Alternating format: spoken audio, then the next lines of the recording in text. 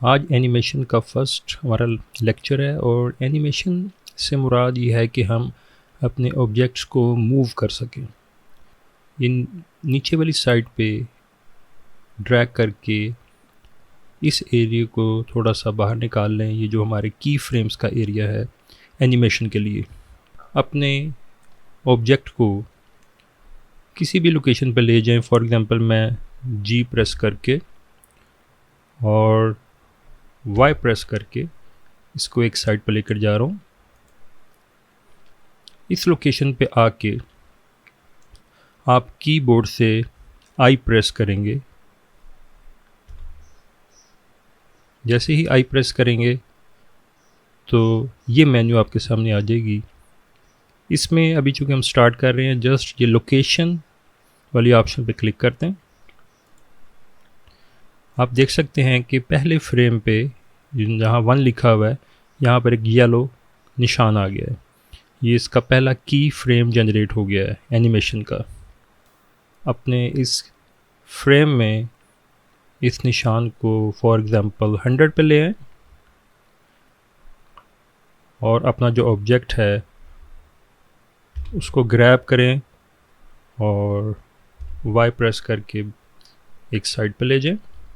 अब यहाँ पे दोबारा से आपने कीबोर्ड से आई प्रेस करना है।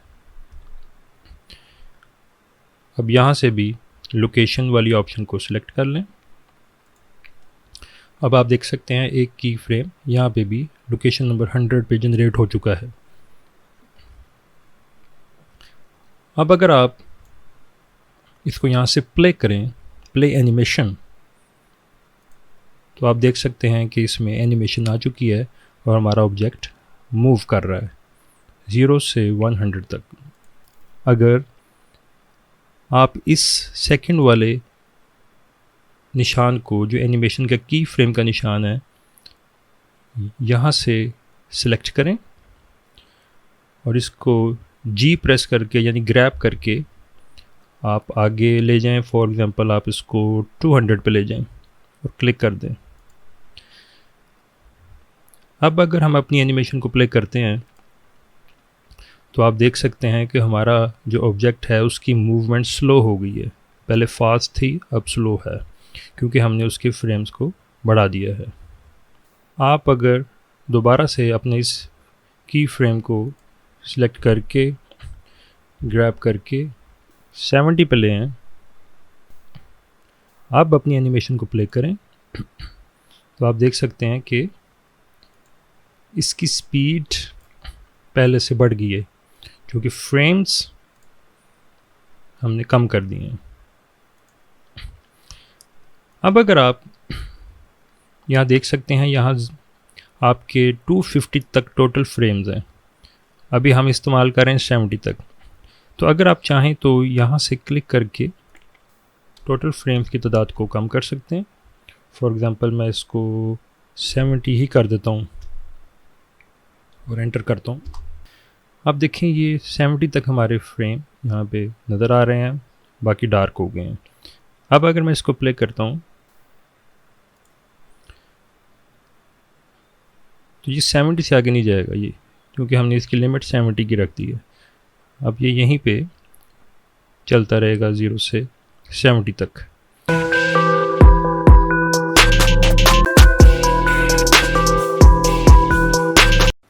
आज के लेसन में हम की फ्रेम एनिमेशन में रोटेशन और स्केल को देखेंगे। नीचे से फ्रेम की रेंज को विजिबल कर लें, इसको ड्रैग करके। ये जो फ्रेम नंबर 1 है इस पे आके अपने कीबोर्ड से आई प्रेस करें। इस मेन्यू में लोकेशन के बाद दूसरी ऑप्शन रोटेशन की आती है, इसको सिलेक्ट कर लें। इसके बाद आप अपने फ्रेम नंबर फॉर एग्ज़ाम्पल 100 पे आ जाएं। यहाँ पे आके आप अपने इस क्यूब के ऊपर, जो कि पहले से सिलेक्टेड है, कीबोर्ड से आर की प्रेस करें, आर फॉर रोटेशन, और इसको आप बेशक एक्स प्रेस करके आर के गिर्द रोटेट कर दें या जैसे आप चाहें। ये मैं इसको रोटेट कर रहा हूँ, इसके बाद मैंने इसको छोड़ दिया, क्लिक कर दिया। अब यहाँ पे फिर आप कीबोर्ड से आई प्रेस करें और सेकंड ऑप्शन रोटेशन की सिलेक्ट कर लें। अब यहाँ से एनिमेशन की स्टार्ट में आएँ और इसको प्ले करके देख लें। तो जब हम इसको प्ले करते हैं तो इसके अंदर रोटेशन हमें नज़र आती है। जिस तरीके से हमने रोटेट किया उसी तरह की रोटेशन आपको इस एनिमेशन में नज़र आएगी। अब आप अपने ये कीज़ जो हैं इसको यहाँ से डिलीट कर लें। इसके लिए सिलेक्ट करके एक्स प्रेस कर दें और डिलीट की फ्रेम्स की ऑप्शन को सिलेक्ट कर लें। अब दूसरी चीज़ स्केल है। आपने सबसे पहले उसी तरह इस ऑब्जेक्ट को सिलेक्ट करने के बाद नीचे की फ्रेम में जो उसकी स्टार्टिंग पोजीशन है उस पर देख लें, उसको हमने 0 पे रखा हुआ है। अब कीबोर्ड से आप आई प्रेस करें और स्केल की ऑप्शन के ऊपर क्लिक करें। इसके बाद इसको आप बेशक 100 पर ले आएँ, 90 पे ले आएँ, जहाँ भी लाना चाहे ले आएँ। इस ऑब्जेक्ट को स्केल करने के लिए आप कीबोर्ड से एस प्रेस करें और इसको माउस को जब आप खींचेंगे तो ये स्केल अप हो जाएगा। जब स्केल अप हो जाए तो यहाँ पे फिर आपने कीबोर्ड से आई प्रेस कर देना है और स्केल के ऑप्शन को क्लिक कर देना। आप बिल्कुल स्टार्ट में जाके इस एनिमेशन को चला कर देखें तो आप देख सकते हैं कि एनिमेशन के साथ इसका स्केल बड़ा होता जा रहा है।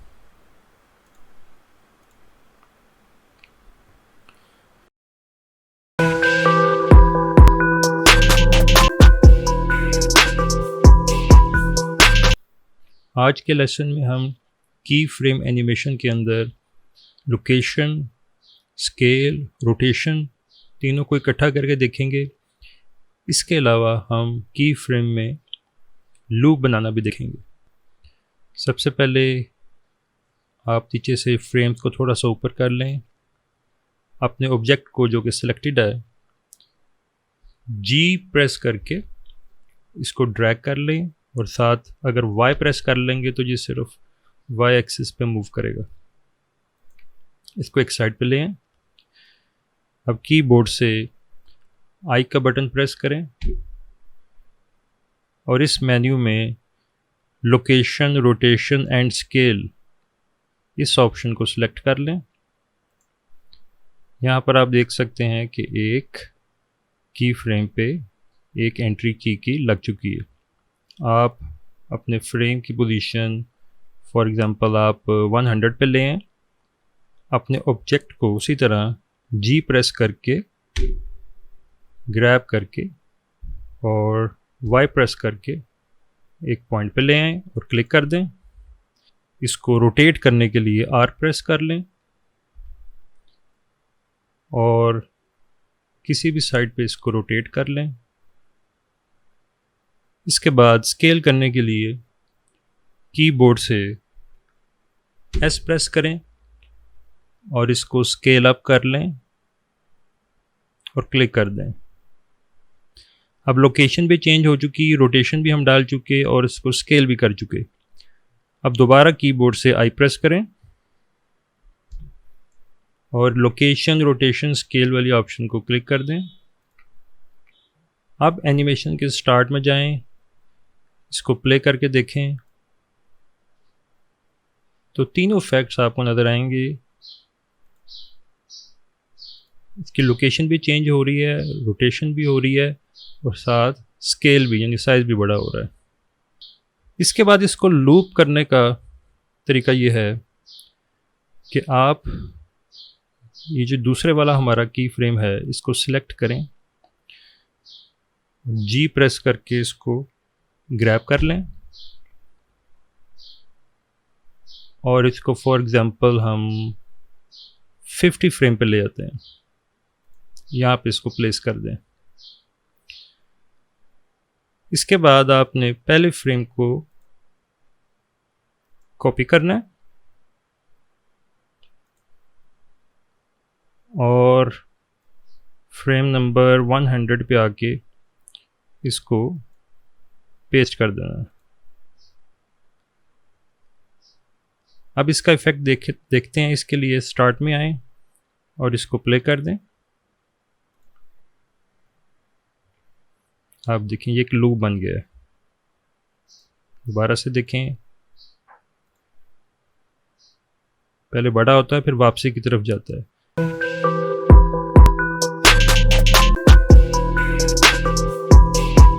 आज के लेसन में हम कैमरे की प्रॉपर्टीज़ देखेंगे और कैमरे को एनिमेट करना सीखेंगे। ब्लेंडर में आपके सामने राइट साइड पे आउटलाइनर में आपको एक कैमरा बाय डिफ़ॉल्ट नज़र आ रहा होता है। ये वो कैमरा है आपका। आप चाहें तो इसी को इस्तेमाल कर लें, आप चाहें तो कोई नया कैमरा ऐड करना चाहें तो नया भी कर सकते हैं, एक से ज़्यादा कैमरा इस्तेमाल करना चाहें तो वो भी कर सकते हैं। शिफ्ट ए करके आप अपना नया कैमरा यहाँ से ऐड कर सकते हैं कैमरे के ऑप्शन से। हम अभी इसी कैमरे को इस्तेमाल कर लेते हैं। इस कैमरे के व्यू को देखने के लिए आप राइट साइड पर मौजूद इस कैमरे की तस्वीर के ऊपर क्लिक करेंगे तो ये जो बॉक्स आपको नज़र आ रहा है ये कैमरे का व्यू है। कोई तस्वीर बनाते हैं, कोई लोगो बनाते हैं, कोई वीडियो बनाते हैं, तो जब आप उसको रेंडर करते हैं जो उसका रिज़ल्ट निकलता है वो एक कैमरे का व्यू होता है जो आपको रेंडर करके रिज़ल्ट में मिलेगा। अब अगर दोबारा से इस कैमरे पे क्लिक करें तो आप उस व्यू से बाहर आ सकते हैं। यही काम अगर आप कीबोर्ड से शॉर्ट की से करना चाहें तो कीबोर्ड पे राइट साइड पे जो नंबर दिए होते हैं उसमें से 0 का नंबर प्रेस करें। ये शॉर्ट की है इस कैमरा के व्यू की। दोबारा प्रेस करने से आप उस व्यू से बाहर चले जाएंगे। इस कैमरे की प्रॉपर्टीज़ को देखने के लिए आप ये प्रॉपर्टीज़ बॉक्स में नीचे आपको एक कैमरा की ऑप्शन नज़र आ रही होगी जो ग्रीन कलर से नज़र आ रही है। इसके ऊपर क्लिक करें और साथ 0 प्रेस करके कैमरा व्यू पे भी आ जाएं। अब देखें इसमें एक ये लेंस की ऑप्शन है और इस लेंस के ऑप्शन में फोकल लेंथ 50 mm है बाय डिफ़ॉल्ट। इसकी वैल्यू कम कर देता हूँ तो आप देख सकते हैं मेरा कैमरा जूम आउट हो रहा है। इसके अलावा अगर हम अपने इस कैमरे के व्यू को यहीं से चेंज करना चाहें, हम चाहें कि हम कैमरे को लेफ़्ट राइट यहाँ से मूव कर लें और इसके व्यू को चेंज कर लें, तो उसके लिए आपने अपने कीबोर्ड से N प्रेस करना है, N फॉर नवंबर। इसके अंदर जो आइटम टूल व्यू की ऑप्शन आपको नज़र आ रही है इसमें व्यू के ऑप्शन पर क्लिक करें। व्यू लॉक में लॉक के अंदर कैमरा वाली ऑप्शन को टिक कर दें। अब दोबारा से N प्रेस करके इसको बंद कर लें। अब आप इस कैमरा के व्यू को इसी तरह मूव कर सकते हैं जैसे आप व्यू पोर्ट पे मूव करते हैं। यानी अगर आप अपने स्क्रॉल व्हील को चलाएंगे तो आप जूम इन कर जाएंगे, स्क्रॉल व्हील को दोबारा उल्टा चलाने से जूम आउट कर जाएंगे, और अगर स्क्रॉल व्हील को प्रेस करके माउस हिलाएंगे तो आप रोटेट करके यानी अपने इस व्यू को घुमा रहे हैं जो ऑब्जेक्ट के गिर्द घूम रहा है। जैसे आप व्यू पोर्ट पे मूव करते हैं अब आपका कैमरा मूव कर रहा है इस ऑप्शन को इस तरह से सिलेक्ट करने से। अब हम चाहते हैं कि हमारा ये कैमरा एनिमेट हो जाए। अपने इस कैमरे को आपने सिलेक्ट ही रखना है। हम सबसे पहले इस फ्रेम 1 के ऊपर आई प्रेस करते हैं और यहाँ पे हम location, rotation, scale and custom property इसको क्लिक कर देते हैं। इसके बाद मैं फ्रेम नंबर फॉर एग्जांपल 70 पे आ जाता हूँ। यहाँ आके अपने इस कैमरे को थोड़ा सा रोटेट कर लेता हूँ। फॉर एग्जांपल मैं यहाँ पे आ गया और यहाँ पे आके मैंने फिर की फ्रेम में आई प्रेस करके यहाँ एक की फ्रेम इंसर्ट कर दिया। इसके बाद फिर मैं इसको बढ़ा के आगे ले आता हूँ। फॉर एग्जांपल मैं 130 पे ले आता हूँ और अपने कैमरे को मैं जूम इन कर रहा हूँ। जूम इन करके यहाँ पे भी मैं एक आई प्रेस करके की फ्रेम इंसर्ट कर लेता हूँ। मैं इसको अगर चला कर देखता हूँ तो आप देख सकते हैं ये कैमरे के अंदर मूवमेंट आ चुकी है। अब मेरा कैमरा ऐसे ही मूव कर रहा है जैसे मैंने इसकी की फ्रेम्स सेट किए थे। तो इस तरह आप अपने कैमरे को एनिमेट कर सकते हैं और अपने सीन को मज़ीद बेहतर बना सकते हैं।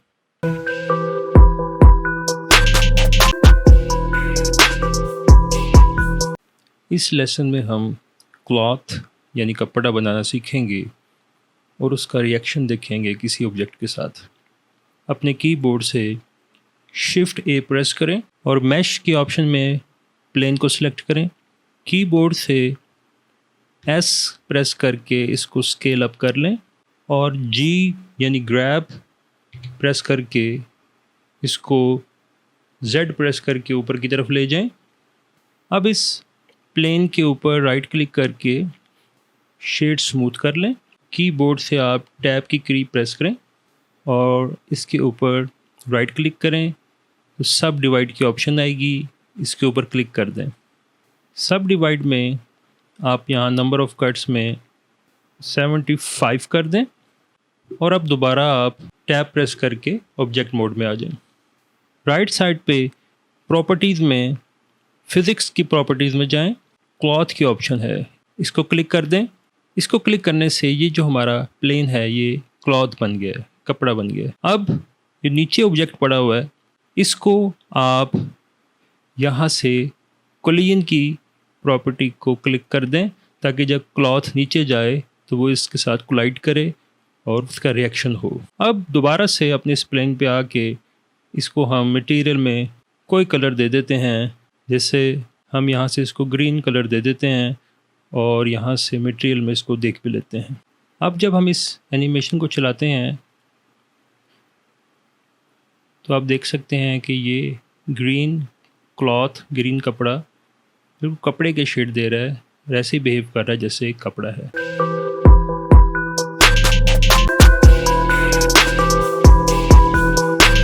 इस लेसन में हम एक फ्लैग बनाएंगे और उस फ्लैग को एक ख़ास एनवायरनमेंट के अंदर लहराता हुआ भी दिखाएंगे। उसके लिए आप सबसे पहले अपने इस क्यूब को डिलीट कर दें, एक्सप्रेस करें और एंटर कर दें। शिफ्ट ए से आप मैश में प्लेन के ऑप्शन पे क्लिक करें, आर प्रेस करके रोटेट करेंगे एक्स एक्सिस के थ्रू, एक्स प्रेस करके, और कीबोर्ड से 90 यानी 90 प्रेस कर दें और एंटर का बटन प्रेस कर दें। इस तरह ये 90 के एंगल पे रोटेट हो गया। हम स्केल कर लेते हैं। उसके लिए कीबोर्ड से एस का बटन प्रेस करें और एक्स एक्सिस के अलोंग हमने इसको स्केल करना है, इसलिए एक्स का बटन भी प्रेस कर दें। थोड़ा सा स्केल करके क्लिक कर दें। टैब का बटन प्रेस करके एडिट मोड में जाएं और इसके ऊपर राइट क्लिक करके सब डिवाइड के ऑप्शन पे क्लिक कर दें। इसकी साइड पे जो मेन्यू आती है उसमें नंबर ऑफ़ कट्स आप 50 कर दें। उसके बाद आप इसके सबसे ये लेफ़्ट साइड वाले वर्टिसेस को सिलेक्ट करने के लिए माउस को ड्रैग करें। जब ये सिलेक्ट हो जाए वर्टिसेस, हम चाहते हैं फ्लैग हमारा जो है ये बाकी तो कपड़ा बन जाएगा, क्लॉथ बन जाएगा, लेकिन ये वाली साइड फिक्स रहे, इसलिए हमने ये वर्टिसेस सिलेक्ट किए हैं। इनको सिलेक्ट करने के बाद यहाँ प्रॉपर्टीज़ में इस ऑप्शन पे आएँ, ऑब्जेक्ट डाटा प्रॉपर्टीज़, इस पर क्लिक करें और यहाँ प्लस का बटन दबा दें वर्टेक्स ग्रुप में। इस ग्रुप का नाम कुछ भी रख दें, मैं यहाँ नाम पिन रख रहा हूँ, और उसके बाद ये असाइन का बटन यहाँ से प्रेस कर दें। टैब का बटन प्रेस करके आप अपने ऑब्जेक्ट मोड में आ जाएं। फ़िज़िक्स की प्रॉपर्टी में आके आप ये क्लॉथ के ऑप्शन पे क्लिक कर दें और नीचे शेप के ऑप्शन पे आके पिन ग्रुप, इस पर क्लिक करें। यहाँ वो पिन नाम जो आपने अभी वर्टेक्स ग्रुप बनाया था वो मौजूद है, उसके ऊपर क्लिक कर दें। अब इसके ऊपर आपका ये क्लॉथ अप्लाई हो चुका, लेकिन पिन ग्रुप के ऊपर अप्लाई नहीं हुआ, वो वहीं पे अपनी जगह पे रहेगी, बाकी हिस्सा कपड़े की तरह लहराएगा। प्रॉपर्टीज़ में मॉडिफायर पे आएँ, add modifier, sub division surface का मॉडिफायर अप्लाई कर दें और इसके अलावा इसके ऊपर राइट क्लिक करके शेड स्मूथ भी अप्लाई कर दें। अब इसको एक दफ़ा चला के देख लेते हैं। तो ये भी कपड़े की तरह और एक फ्लैग की तरह मूव कर रहा है। हम इसके साथ एक स्टिक बनाना चाहते हैं जिसके साथ ये होल्ड होगा। उसके लिए आप शिफ्ट ए करें और एक सिलेंडर को सिलेक्ट कर लें, ग्रैब करके और एक्स प्रेस करके, ताकि एक्स एक्सिस में चले, आप एक साइड पे लें, क्लिक करें। अब आपने इसको स्केल करना है तो उसके लिए आप कीबोर्ड से एस प्रेस करें, शिफ्ट का बटन दबा के जेड प्रेस करें ताकि ये सिर्फ एक्स और वाई एक्सिस में स्केल हो, जेड एक्सिस में भी स्केल ना हो। और एक स्टिक सी बन जाए। अब दोबारा से हम चाहते हैं इसकी लेंथ बढ़ जाए, दोबारा से एस प्रेस करें, लेकिन अब हम स्केल करना चाहते हैं लंबाई में, यानी जेड। अब जेड प्रेस करें और इसको खींच लें। अब ये स्टिक इसकी लंबी होगी। अब इसको ग्रैब करके एक्स एक्सिस के अलोंग ही अपने फ्लैग की तरफ ले आएं, फिर ग्रैब करके इसको जेड एक्सिस में नीचे की तरफ ले आएं, और साथ ही इसी स्टिक के ऊपर फिज़िक्स में जाके कोलियन की ऑप्शन अप्लाई कर दें ताकि कपड़ा इसके आर पार ना हो, इसके साथ जस्ट टच कर दे। इसके बाद अब हम इस स्टिक के ऊपर मटेरियल अप्लाई करना चाहते हैं। उसके लिए आप मटेरियल पे आएँ, न्यू पे आएँ, और इस मटेरियल को आप ब्राउन कलर या कोई कलर जो आप देना चाहें अप्लाई कर दें। हमने अपने इस क्लॉथ के ऊपर मटेरियल अप्लाई करना है। हम न्यू पे आते हैं, बेस कलर के साथ जो एक निशान है इसके ऊपर क्लिक करते हैं और इमेज टेक्सचर के ऑप्शन पे क्लिक करते हैं। ओपन की ऑप्शन आएगी, जहाँ पे आपने कोई भी, जैसे डेस्कटॉप पे या जहाँ पे भी आपने कोई इमेज रखा हो उसको आप क्लिक करके ओपन कर लें। जैसे मैंने ये ब्लेंडर का ही लगा दिया। अब इसके बाद हमने शेडिंग की ऑप्शन पे जाना है और वहाँ पे ऑब्जेक्ट की जगह वर्ल्ड को सिलेक्ट करना है ताकि हम एनवायरनमेंट चेंज कर लें। यहाँ पे ऐड की ऑप्शन में जाके एनवायरनमेंट लिखना है, तो ये एनवायरनमेंट टेक्सचर की ऑप्शन आपके सामने आ जाएगी। इसमें ओपन के ऑप्शन पे जाएं और जहाँ पे आपने उसको रखा है किसी इमेज को, जैसे मैंने ये लगाना है HDRI इमेज, जो कि इंटरनेट से फ्री मिल जाते हैं, उसको आप इसकी जगह लगा सकते हैं। अभी ये बैकग्राउंड वाला मैं डिलीट कर रहा हूँ। इसकी कलर की ऑप्शन को सरफेस के साथ मैं टच कर रहा हूँ। दोबारा से लेआउट में जाके रेंडर व्यू में जाके इसको हम चाहते हैं कि ये जब एनिमेशन चले तो ये लहराता हुआ नज़र आए। इसके लिए हमें यहाँ पे एक फ़ैन भी, यानी विंड एयर लगानी पड़ेगी। शिफ्ट A की ऑप्शन पे आएँ और फोर्थ फील्ड में ये विंड के ऑप्शन पे क्लिक कर दें। अब आप इसको G प्रेस करके और X प्रेस करके थोड़ा सा लेफ़्ट साइड पे ले आएँ, रोटेट करें Y एक्सिस पे, कीबोर्ड से R प्रेस करें और 90 प्रेस कर दें ताकि 90 डिग्री पे ये रोटेट हो जाए, और एंटर प्रेस कर दें। इसके लिए आप फिज़िक्स की प्रॉपर्टी में आएँ, आप इसकी स्ट्रेंथ को 7000 कर लें और एनिमेशन प्ले करके देखें। आप देख सकते हैं ये फ्लैग अब हमें कपड़े की तरह लहराता हुआ नज़र आ रहा है।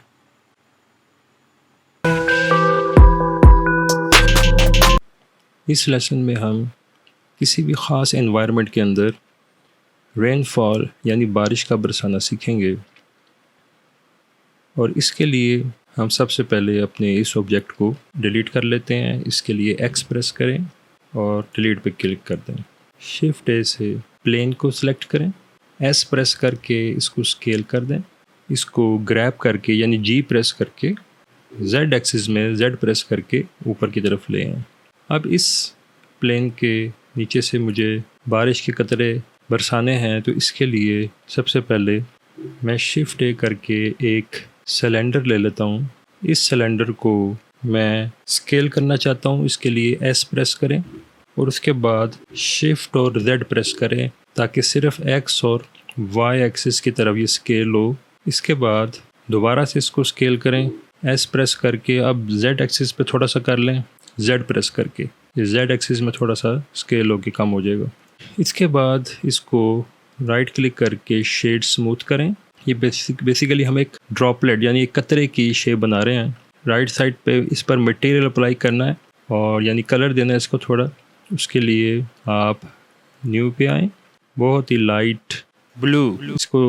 इसका इफ़ेक्ट देखने के लिए पहले आप मटेरियल प्रीव्यू में आ जाएं ताकि इसका इफ़ेक्ट साथ साथ नज़र आता रहे। अब देखें बिल्कुल लाइट ब्लू सा इस पर कलर आ गया, और नीचे आके थोड़ा सा इसका रफनेस को थोड़ा सा कम कर दें, हल्की सी शाइन इस पे आ जाएगी। हल्का सा मेटालिक बढ़ा दें, ज़्यादा नहीं। ये एक ड्रॉप की शक्ल बन गई। अब हमने अपने इस प्लेन को सिलेक्ट करना है। उसके बाद आपने ये पार्टिकल सिस्टम जो है, पार्टिकल प्रॉपर्टीज, इसके ऊपर क्लिक करना है और इस पर प्लस कर दें। एक पार्टिकल सिस्टम इसमें ऐड होगा। अब कितने नंबर चाहिए यानी कितने कतरे में चाहिए इस वक्त हम फॉर एग्जांपल यहाँ 11,000 लिख देते हैं। हम नीचे आके रेंडर में रेंडर एस यहाँ पे ऑब्जेक्ट के ऑप्शन को सिलेक्ट करें और ऑब्जेक्ट में इंस्टेंस ये जो ड्रॉपर सा है इस पर क्लिक करके इस सिलेंडर को सिलेक्ट कर लें। अब ये सिलेंडर का नाम इधर आ गया, यानी हमारा जो ऑब्जेक्ट होगा, जो ड्रॉपर होगा, जो ड्रॉप्स होंगे वो ये सिलेंडर होंगे। अब इस सिलेंडर को हाइड कर लें। आप एक दफ़ा प्ले करके देख लें तो आपकी बारिश यानी रेन फॉल यहाँ से शुरू हो चुकी है और ये जो ड्रॉप्स हैं ये उस सिलेंडर की शेप के आपके सामने उतर रहे हैं। अब इसको हम ख़ास एनवायरनमेंट में ले जाना चाहते हैं ताकि उस एनवायरनमेंट में इसका इफ़ेक्ट देखें। उसके लिए आप शेडिंग पे आ जाएं।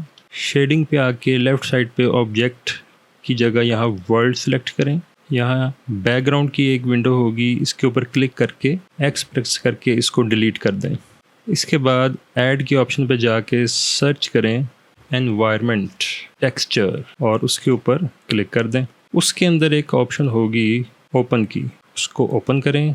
जहाँ पे भी आपने वो इमेज रखा हुआ है जिस पे आपने ये बारिश का सेटअप चलाना है तो उसको सिलेक्ट करके ओपन कर लें और उसके बाद ये कलर की ऑप्शन और ये सरफेस के ऑप्शन को आपस में लिंक कर दें। अब वापस आप अपने लेआउट में आएँ, रेंडर व्यू है, रेंडर डिस्प्ले, इसके ऊपर क्लिक करें। अब आप उस सीन में आ चुके हैं जो आपने वर्ल्ड के लिए यहाँ पे बनाया है। यहाँ से अपनी एनिमेशन को यानी इस इफ़ेक्ट को देखने के लिए इसको प्ले कर दें। अब आप देख सकते हैं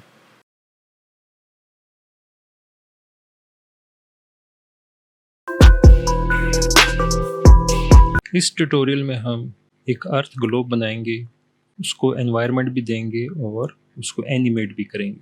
इसके लिए सबसे पहले आप अपने इस क्यूब को डिलीट कर दें। उसके लिए एक्स प्रेस करें और डिलीट के ऑप्शन पे क्लिक कर दें। शिफ्ट ए करके मैश की ऑप्शन में यूवी स्फीयर पे क्लिक करें। इसको राइट क्लिक करके शेड स्मूथ कर लें।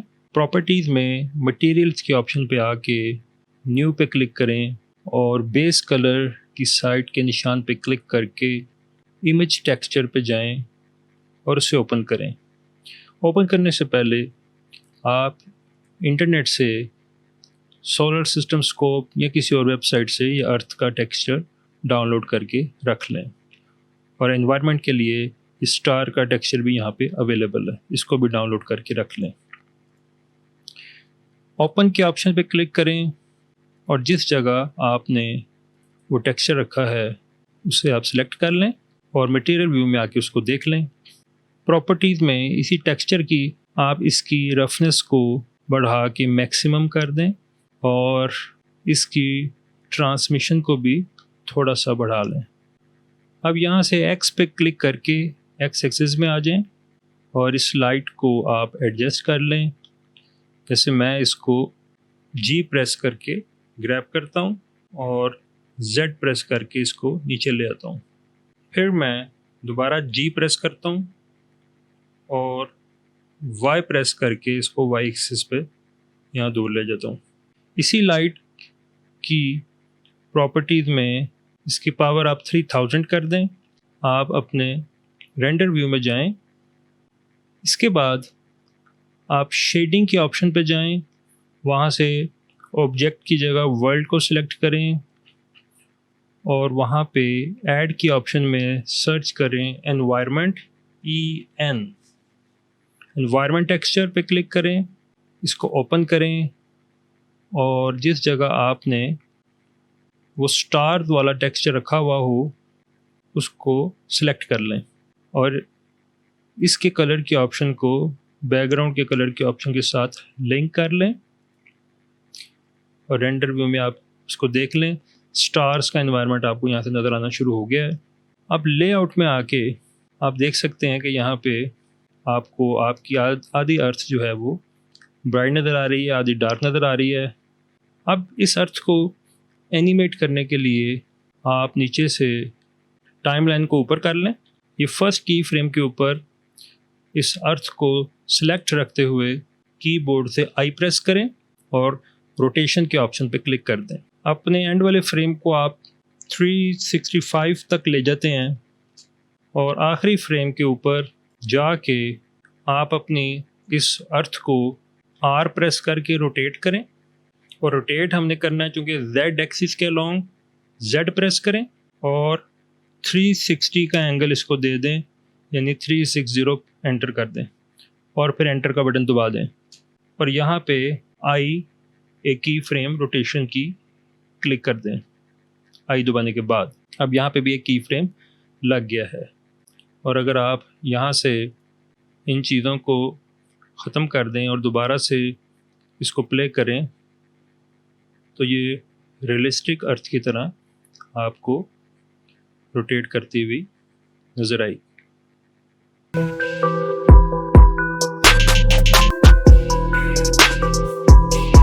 इस लेसन में हम ओशन यानी समुंदर बनाना सीखेंगे।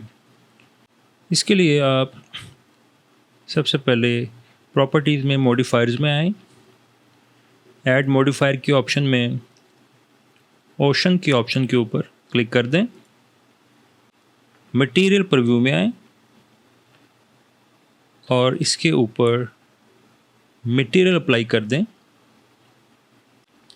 मटेरियल अप्लाई करने के बाद कोई कलर जो इसके लिए सूटेबल है, इसके बाद नीचे आके इसकी मेटालिक के ऑप्शन को थोड़ा सा बढ़ा दें और इसकी रफनेस को कम कर लें और नीचे ट्रांसमिशन की वैल्यू को बढ़ा के आप 1 कर लें।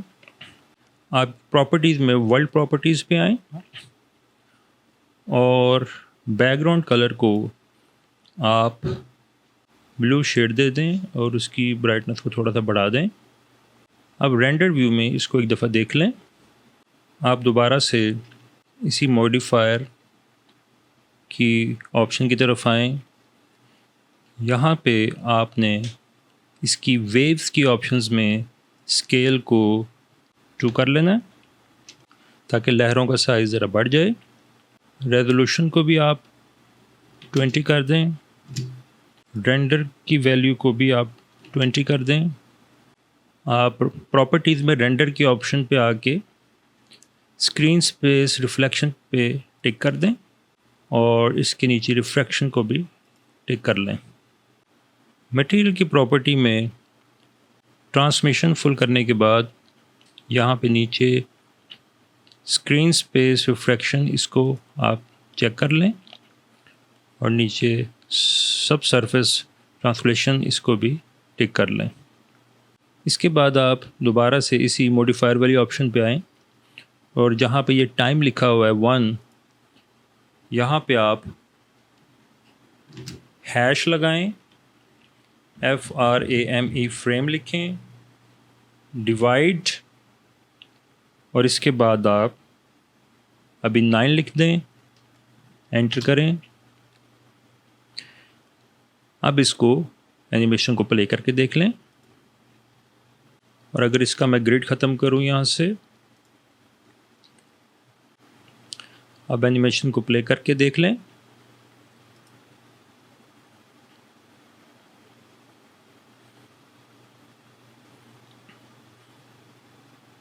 तो ये एक रियल ओशन की तरह की लुक दे रहा है।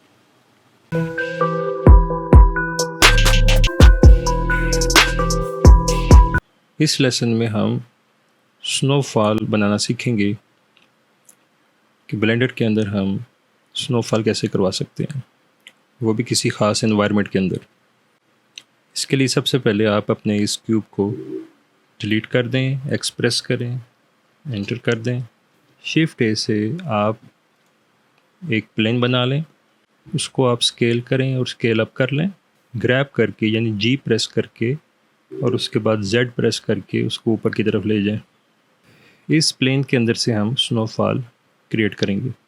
शिफ्ट ए करके आप एक यूवी स्फीयर क्रिएट करें और इस यूवी स्फीयर के ऊपर आप राइट क्लिक करके शेड स्मूथ कर लें और एस करके स्केल करके इसको जेड एक्सिस में थोड़ा सा कम कर लें। आप दोबारा से अपने उस प्लेन को सिलेक्ट करें, पार्टिकल प्रॉपर्टीज़ में आएँ, इसको प्लस का बटन प्रेस करें। यहाँ नंबर जो लिखे हुए हैं इसको बढ़ा के आप 7000 कर लें। नीचे आके रेंडर में आप हेलो की जगह ऑब्जेक्ट सेलेक्ट करें और नीचे इंस्टेंस में ये एक ड्रॉपर सा बना हुआ है, इस पर क्लिक करके अपने इस ऑब्जेक्ट को, यानी ये जो आपका स्फीयर है, इसको क्लिक कर दें। स्नो पार्टिकल की एक शक्ल है जो कि ऊपर से स्नोफॉल की सूरत में नीचे आएगा। फ़िज़िक्स वाली प्रॉपर्टीज़ में जाके इसका जो डैम की वैल्यू है इसको भी अभी हम चेंज करेंगे, लेकिन पहले इसको हम वैसे एक मरतबा चला के देख लेते हैं। ये जो आपका स्फीयर है इसको आप अभी हाइड कर लें यहाँ से आई पे क्लिक करके, और इसको चला के देख लें। अभी आप देख रहे हैं कि स्नोफॉल की सूरत में ये आ रहा है, लेकिन इसकी स्पीड बहुत ज़्यादा है।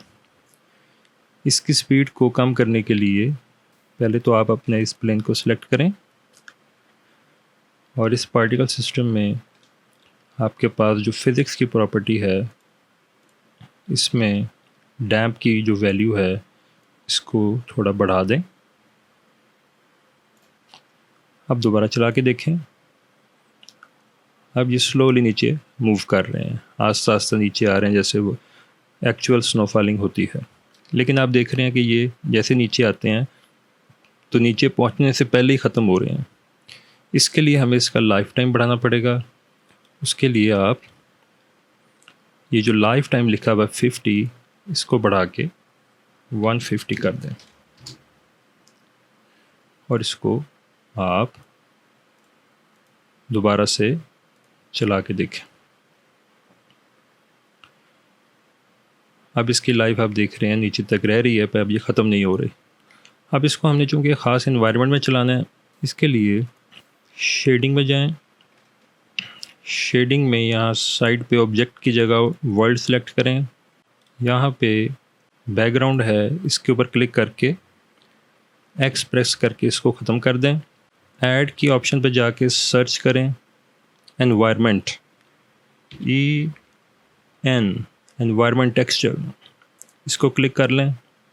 इसमें ओपन की ऑप्शन है, इसमें से आप कोई HDRI इमेज जो आपने पहले से सेव करके रखा होगा उसको आप यहाँ से ओपन कर दें। ये इमेज आपको इंटरनेट से फ्री मिल जाती हैं, इसको HDRI इमेजेस कहते हैं। जो मेरे पिछले लेक्चर्स में बात गुजर चुकी है वो वहाँ से भी आप उसको देख सकते हैं। अब इस कलर के ऑप्शन को सरफेस के साथ कनेक्ट कर दें। आप दोबारा लेआउट में जाके रेंडर वाली ऑप्शन पे क्लिक करें। अब आप इस स्नोफॉल वाली इन्वायरमेंट में आ चुके। अब अगर मैं इस एनिमेशन को चलाता हूँ तो आप देख सकते हैं कि ये एक्चुअल स्नोफॉलिंग जैसा ही आपको व्यू दे रहा है।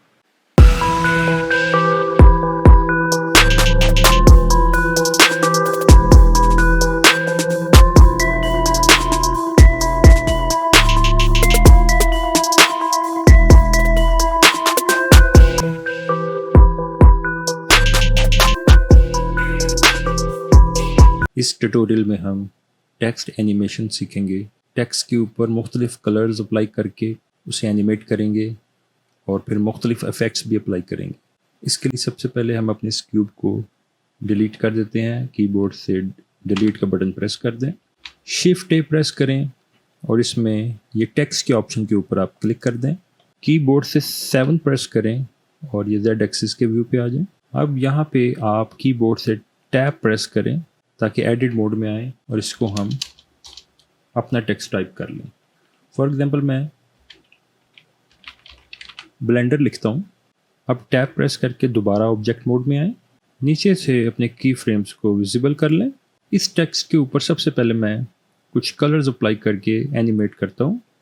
इसके लिए प्रॉपर्टीज़ में मटेरियल के ऑप्शन पे आएँ, न्यू के ऑप्शन पे आएँ, सरफेस में एमिशन के ऑप्शन सेलेक्ट कर लें।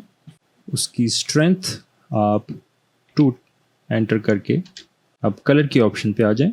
कलर में हम सबसे पहले रेड कलर अप्लाई करते हैं इसके ऊपर और प्रीव्यू में उसको देख भी लेते हैं। अब इस कलर को अप्लाई करने के बाद इससे पहले कि हम की फ्रेम्स वगैरह लगाएं, हम रेंडर के ऑप्शन पे आके यहाँ से ब्लूम के ऑप्शन को टिक कर लेते हैं ताकि ये लाइट इसमें से एमिट होती हुई हमें नज़र आए। इसके बाद आपने इसी जगह पे ये कलर के आगे जो छोटा सा सर्कल नज़र आ रहा है आपको वाइट कलर का, इसके ऊपर आपने क्लिक कर देना है। तो ये एक की फ्रेम लग गया 1 के ऊपर। यहाँ पे आप की फ्रेम को टाइमलाइन में देख सकते हैं, रेड कलर का एक की फ्रेम लग गया इस पे। अब 20 पे आके आप यहाँ से इस कलर को ग्रीन कर दें और यहाँ से ये की फ्रेम की एंट्री को क्लिक कर दें। अब ये ग्रीन कलर पे भी एक की फ्रेम यहाँ पे लग गया। अब 40 पे आके आप दोबारा से ब्लू कलर ले लें और की फ्रेम का जो ऑप्शन है इसको क्लिक कर दें। इसी तरह फिर आप 60 पे आएँ, यहाँ से येलो कलर ले लें और इसको की फ्रेम लगा दें यहाँ टिक करके। फिर आप 80 पे आ जाएं, यहाँ से एक साइन कलर ले लें और इसको भी की फ्रेम लगा दें।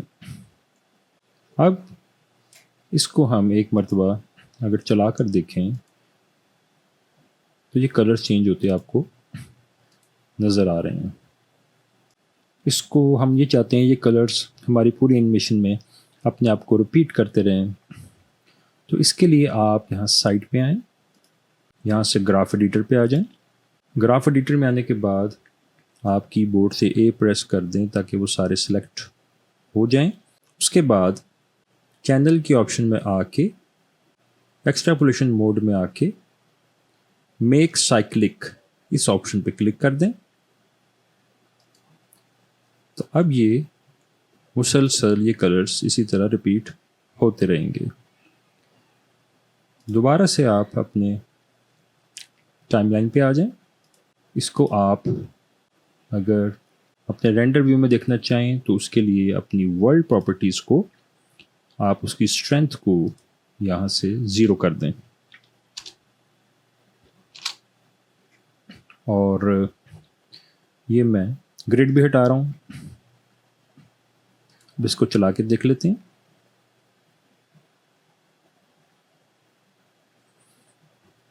ये सारे कलर इसमें इसी तरह से रिपीट होते रहेंगे। ये करने के बाद इसमें कुछ इफेक्ट्स देखते हैं जो टेक्स्ट के ऊपर हम अप्लाई कर सकते हैं। प्रॉपर्टीज़ में आके ये ए छोटा सा लिखा हुआ है, इसके ऊपर क्लिक करते हैं। आप ज्योमेट्री के ऑप्शन पे आ जाएं और इसमें एक्सट्रूड के ऑप्शन को देखें। ये जो टेक्स्ट हमने लिखा है ये बिल्कुल आपको एक प्लेन सा नज़र आ रहा है। हम चाहते हैं इसमें डेप्थ आए, इसके लिए आप इसकी एक्सट्रूड की वैल्यू को बढ़ाएं और इसका इफेक्ट देखें सामने। जैसे जैसे हम इसको एक्सट्रूड करते जा रहे हैं, अगर हम इस मोड में देखें सॉलिड व्यू में तो आपको ज़्यादा अच्छा नज़र आ रहा है।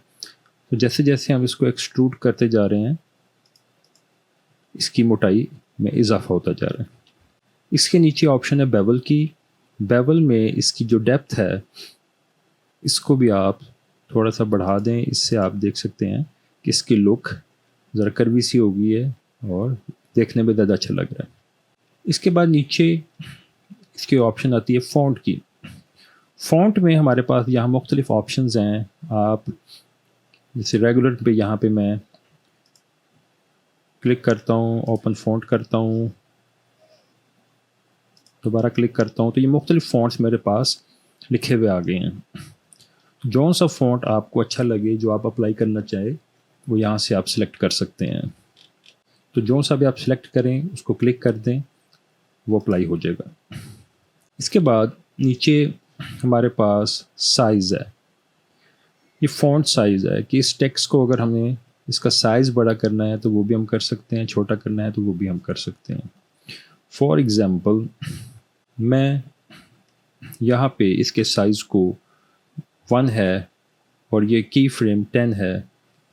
यहाँ पे इसके साइज़ को मैं एनिमेट कर देता हूँ 10 पे। अब इसको मैं 30 पे लाता हूँ। 30 पे ला के मैं इसके साइज़ को यहाँ से 2 कर देता हूँ और इसको एनिमेट कर देता हूँ बटन दबा के। फिर मैं 50 पे आता हूँ। 50 पे आके फिर मैं इसके साइज़ को यहाँ पे 1 कर देता हूँ और इसको एनिमेट भी कर देता हूँ यहाँ से इसी तरह। अब इसका इफ़ेक्ट देखें।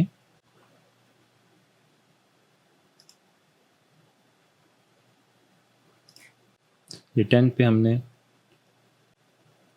1 रखा हुआ था, 30 पे हमने इसको बड़ा किया और 50 पे दोबारा छोटा हो गया।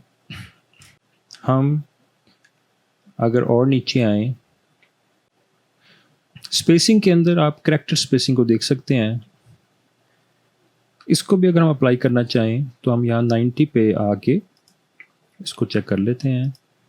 90 पे आके हम करैक्टर स्पेसिंग को ये 1 पर ही एनिमेट कर लेते हैं कि ये 1 पर रहे, और 110 पे आके इस करैक्टर स्पेसिंग को हम बढ़ा लेते हैं और इसको बढ़ा के हम 2 कर लेते हैं और इसको एनिमेट कर लेते हैं क्लिक करके। फिर 130 पे आते हैं, दोबारा इसको 1 कर लेते हैं और इसको भी एनिमेट कर लेते हैं। तो इसका इफ़ेक्ट आप देख सकते हैं कि जब ये चलेगा तो इस तरह ये करैक्टर्स के दरमियान डिस्टेंस बढ़ेगा और फिर कम हो जाएगा। तो ये हम इसको इसकी एनिमेशन का हिस्सा बना सकते हैं। इस पर मज़ीद इफ़ेक्ट्स लगाने के लिए आप पहले फ्रेम नंबर 140 पे आ जाएं टाइमलाइन में, और यहाँ पे आके कीबोर्ड से आप आई प्रेस करें। Location, rotation, scale and custom properties, इसके ऊपर आप क्लिक कर दें। यहाँ पर एक की फ्रेम लग गया। अब 160 पे आएँ। आपने कीबोर्ड से आर प्रेस करना है ताकि इसको रोटेट कर सकें, और रोटेट फॉर एग्जांपल हम एक्स एक्सिस के अलोंग करना चाहते हैं तो कीबोर्ड से आप एक्स प्रेस कर दें और फिर 360 टाइप करके एंटर कर दें। कीबोर्ड से आई प्रेस करें और दोबारा लोकेशन, रोटेशन, स्केल इसको क्लिक कर दें। 360 में ये पूरा घूम के वापस आएगा जैसे आप देख रहे हैं। इसी तरह अगर आप चाहें तो इसको वाई एक्सिस के अलोंग भी रोटेट कर सकते हैं, जेड एक्सिस के अलोंग भी रोटेट कर सकते हैं। तो मुख्तलिफ़ तरह की रोटेशन आप इस पर लगा सकते हैं जो आप खुद ट्राई कर सकते हैं। इसके बाद अगर मैं अपनी प्रॉपर्टीज़ में मॉडिफायर पे आता हूँ, मॉडिफायर में आने के बाद ऐड मॉडिफायर पे क्लिक किया और यहाँ पे एक ऑप्शन आपको नज़र आएगी वेव। आप इसके ऊपर क्लिक कर दें। जैसे आप क्लिक करेंगे आपको आपका टेक्स्ट वेवी फॉर्म में नज़र आएगा। अब इसमें आप अगर अपनी एनिमेशन को चलाएं तो ये आपको एक बहुत तेज़ वेव सी इस पे चलती हुई महसूस होगी। आपकी पिछली एनिमेशन जो आपने इसमें रखी हैं वो भी अपना इफ़ेक्ट दिखा रही हैं, लेकिन इस पर वेव का एक मॉडिफायर भी हम अप्लाई इस तरह कर सकते हैं। अब अगर यहाँ से हम इसकी जो मोशन है इसमें y को ऑफ कर दें, सिर्फ x को रहने दें, और इसके अलावा अलोंग नॉर्मल्स में हम सिर्फ y को रहने दें, तो इसमें आप इसका इफ़ेक्ट देख सकते हैं। और अगर सिर्फ z पे रहने दें और y पे ख़त्म कर दें तो ये इफ़ेक्ट आपके सामने आपको नज़र आ रहा है जो आपके टेक्स्ट पे लग गया है। इस तरह आप इसकी वैल्यूज़ को चेंज करके मुख्तलिफ़ तरह के इफ़ेक्ट्स क्रिएट कर सकते हैं। इसमें इसका जो टाइम है उसकी आप इसकी स्पीड को कम कर सकते हैं। ये जो वेव की एक स्पीड इसमें तेज़ महसूस हो रही है, इसको कुछ आप कम कर लें, यहाँ से माउस से ड्रैग करके कम करेंगे तो इस तरह ये स्लोली मूव करेगा। अब अगर इसको हम रेंडर व्यू में देखें और ग्रिड्स भी ऑफ कर दें तो आपको ये इफ़ेक्ट्स नज़र आ सकते हैं। यहाँ से अगर हम इसकी हाइट को कम कर दें तो इसका जो इम्पैक्ट है वो कम हो जाएगा यहाँ से। अब आप देख सकते हैं उसका इम्पैक्ट काफ़ी कम हो गया है। तो अब इस तरह की इफ़ेक्ट्स आप इसमें देख सकते हैं। मुख्तलिफ़ कलर्स भी हमने इसमें इन्वॉल्व कर दिए, रोटेशन भी इन्वॉल्व कर दी, कैरेक्टर डिस्टेंस भी, और वेव का एक मॉडिफायर भी हमने इसके ऊपर अप्लाई कर दिया।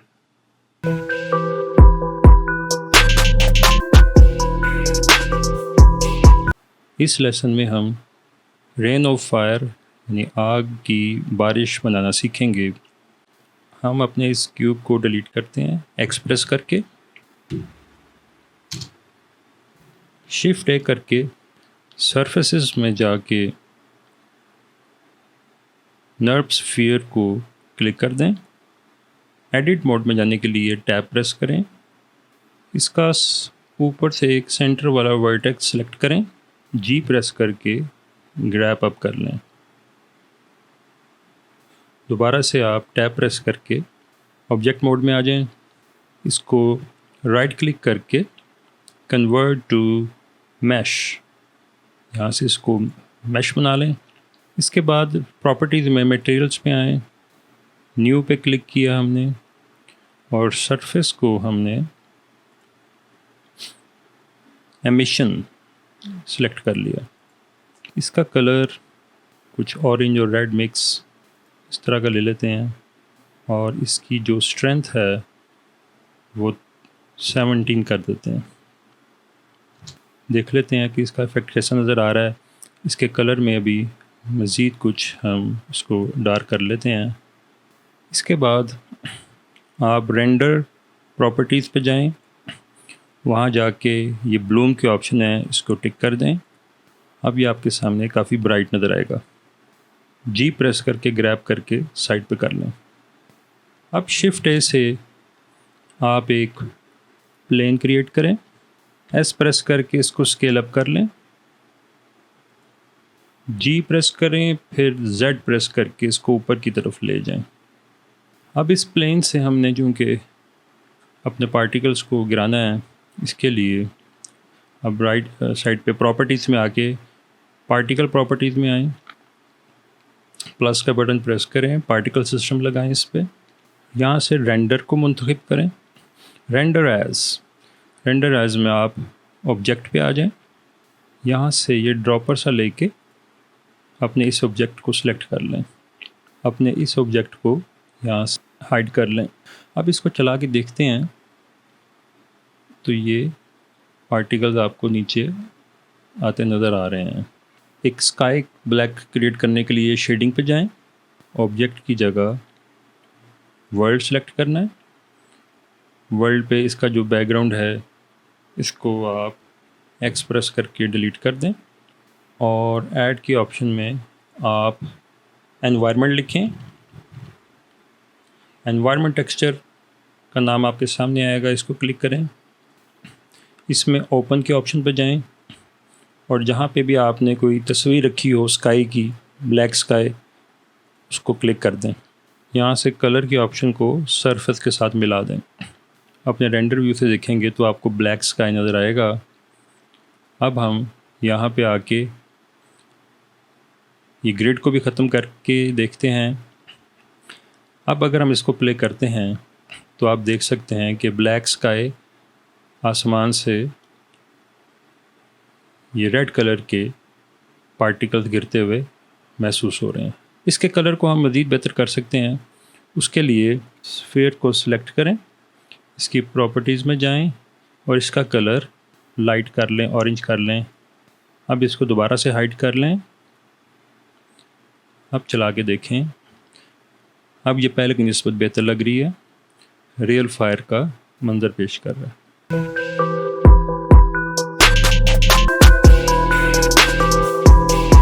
इस लेसन में हम सोलर सिस्टम बनाना और उसको एनिमेट करना सीखेंगे। इसके लिए आप सबसे पहले यहाँ से ये Z प्रेस करके ऊपर वाले व्यू में आ जाएं। इसके बाद साइड पे यहाँ पे प्लस पे क्लिक करके साइड पे एक विंडो ये ओपन कर लें और यहाँ से आप इमेज एडिटर के ऊपर क्लिक करें और यहाँ पे आप एक इमेज ओपन कर लें अपने रेफरेंस के लिए, जहाँ पे भी आपने उसको रखा हुआ है। ये जस्ट रेफरेंस के लिए हम इस्तेमाल करेंगे ताकि साइज़ का आइडिया हो जाए। अब सबसे पहले आप अपने इस क्यूब को डिलीट कर लें इसके लिए एक्स प्रेस करके क्लिक कर दें। शिफ्ट ए करके यूवी स्फीयर को आप सिलेक्ट कर लें।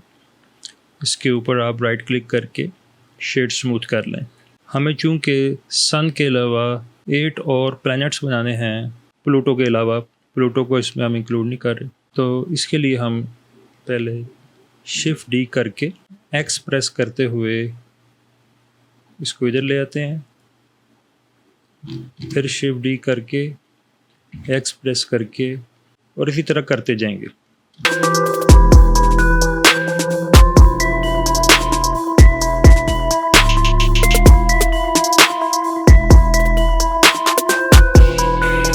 कॉपी करने के बाद अब इनके ऊपर हमने टेक्सचर्स लगाने हैं। उसके लिए आप लोग सबसे पहले सन के ऊपर आ जाएं, यहाँ से मटेरियल पे आ जाएं, न्यू मटेरियल बेस कलर के साथ निशान पे क्लिक करें और इमेज टेक्सचर के ऑप्शन पे क्लिक करने के बाद ओपन करें और जिस जगह आपने इनके टेक्सचर को सेव करके रखा है इंटरनेट से डाउनलोड करके, वहाँ से आप इसको अप्लाई कर दें। जैसे ये सन का मैं लगा रहा हूँ और इसको अगर मैं मटेरियल प्रीव्यू में देखूँ तो सन का टेक्सचर मुझे यहाँ पे नज़र आ रहा है। इसी तरह आप दूसरे के ऊपर क्लिक करें और वही स्टेप्स आप रिपीट कर लें। इमेज टेक्सचर ओपन,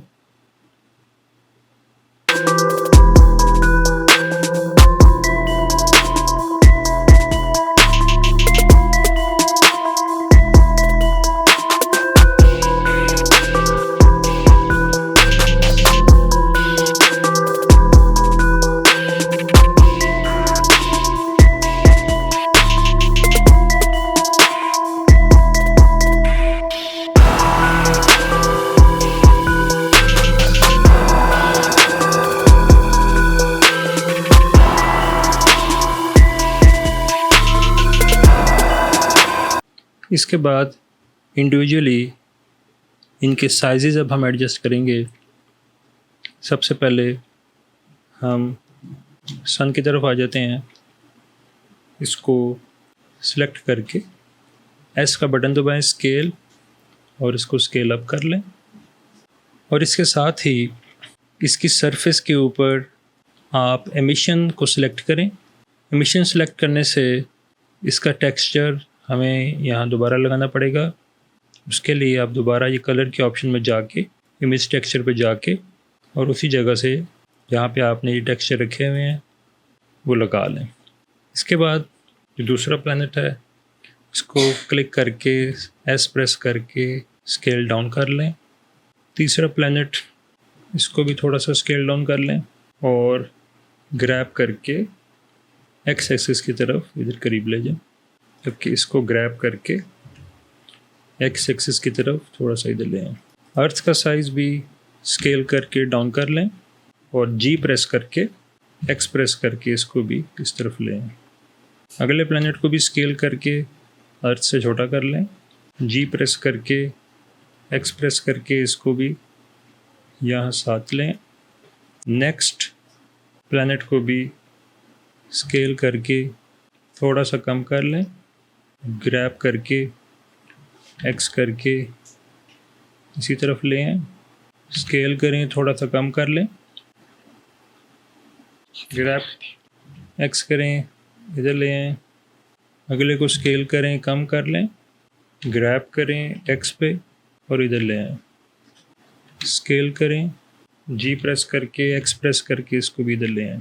अब ये जो प्लैनेट है दरमियान में, इसके ऊपर हमने एक रिंग भी डालना है।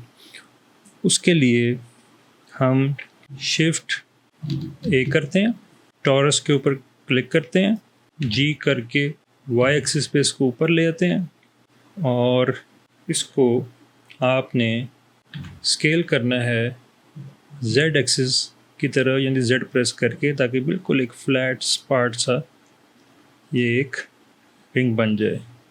अब आप देख सकते हैं ये बिल्कुल सपाट हो गया है। इस रिंग को ग्रैब करके एक्स एक्सिस की तरफ लाएं और फिर इसको ग्रैब करके वाई प्रेस करके वाई एक्सिस की तरफ लाएं फिर इसको ग्रैब करके एक्स एक्सिस की तरफ आप ऐसे एडजस्ट कर लें। अब इस एरिया को क्लोज करने के लिए इसके ऊपर राइट क्लिक करें, क्लोज एरिया कर दें। अब इस रिंग के ऊपर टेक्सचर अप्लाई करने के लिए यहाँ से बेस कलर पे दाग के इमेज टेक्सचर पे आएँ, ओपन करें। उसी तरीके से इसके बाद हमने इसमें शिफ्ट ए करके कर्व में आके नर्व सर्कल इंक्लूड करना है। इसको स्केल करें, ये आपके पहले प्लैनेट के ऊपर आ जाए।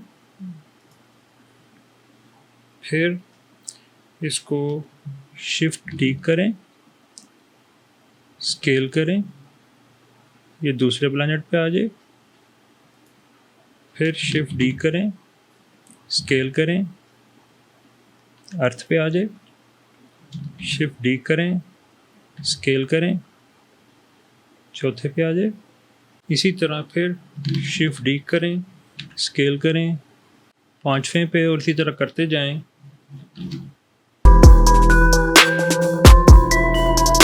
जब आप ये कर लें, इसके बाद आपने अपने इस पहले प्लैनेट को क्लिक करके शिफ्ट का बटन दबाना है और इस कर्व के ऊपर क्लिक कर देना है। अब कंट्रोल पी का बटन दबा के फॉलो पाथ के ऑप्शन पे क्लिक कर देना है। ये हम चाह रहे हैं कि हमारा ये जो प्लैनेट है इस सर्कल पे रोटेट करे, घूमता रहे। इसी तरह इस प्लैनेट को क्लिक करें, पाथ को क्लिक करें, कंट्रोल पी करें, फॉलो पाथ, और यही प्रोसेस बाकियों पे भी रिपीट कर दें। इस प्लैनेट पे आप पहले इस प्लैनेट को और इसके रिंग को दोनों को सिलेक्ट करके राइट क्लिक करके जॉइन कर लें ताकि ये एक ऑब्जेक्ट बन जाए। अब इसके बाद इस पे क्लिक करें और पाथ पे आएं, कंट्रोल पी करें, फॉलो पाथ।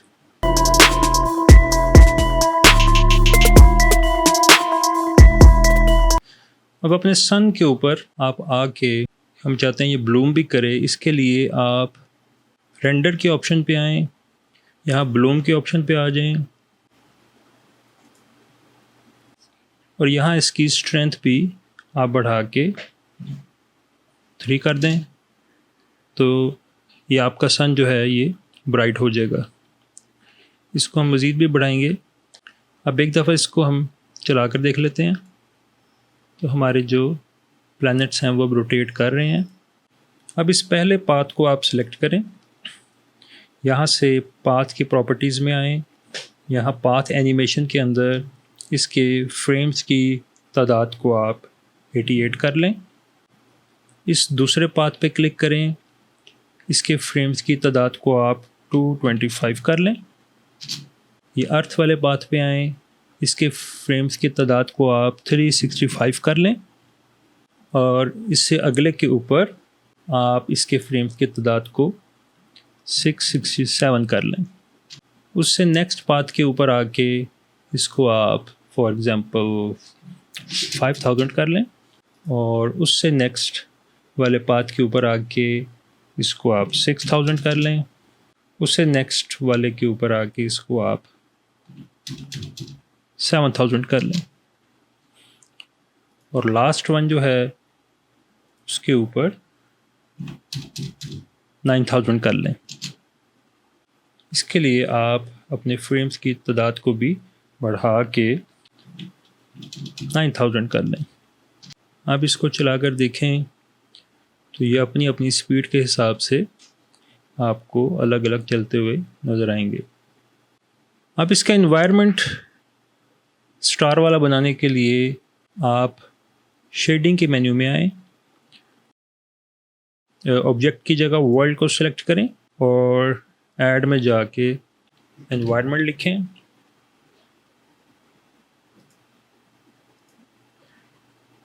इसके कलर को बैकग्राउंड कलर से कनेक्ट करें ओपन के ऑप्शन पे जाके जहाँ पे आपने स्टार वाली कोई तस्वीर रखी है उसको सिलेक्ट कर लें। रेंडर व्यू में देख लें स्टार वाला इन्वायरमेंट आपको नज़र आना शुरू हो गया है। अब लेआउट में आके रेंडर व्यू में आएँ और ग्रिड्स को ख़त्म कर दें।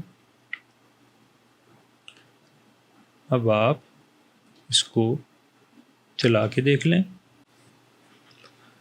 अब आपको सारे प्लैनेट्स मूव करते हुए नज़र आ रहे हैं और सन भी आपको ब्लूम करता नज़र आ रहा है। अब सन की जो लाइट इफ़ेक्ट्स हैं उसको हम मज़ीद बढ़ाते हैं। इसकी जो स्ट्रेंथ है इसको मैं बढ़ा के 13 कर रहा हूँ। इसको आप चला के देख सकते हैं। तो अब ये स्टार्स के साथ इस एनवायरनमेंट में ये पूरा सिस्टम आपको मूव करता हुआ नज़र आ रहा है। हर प्लैनेट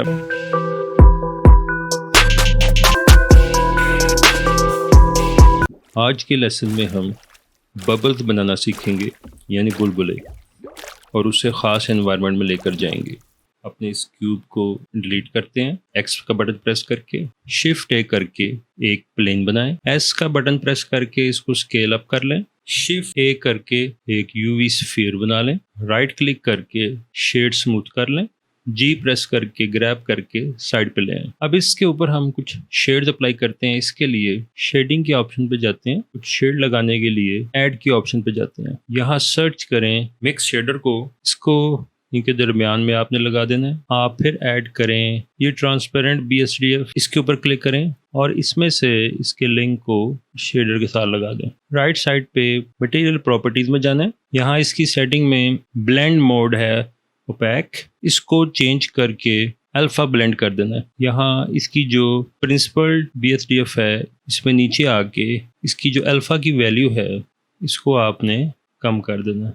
जैसे आप कम करेंगे आप देखेंगे ये ट्रांसपेरेंट होता जा रहा है। बढ़ाएंगे तो कलर आ रहा है वरना ट्रांसपेरेंट हो रहा है।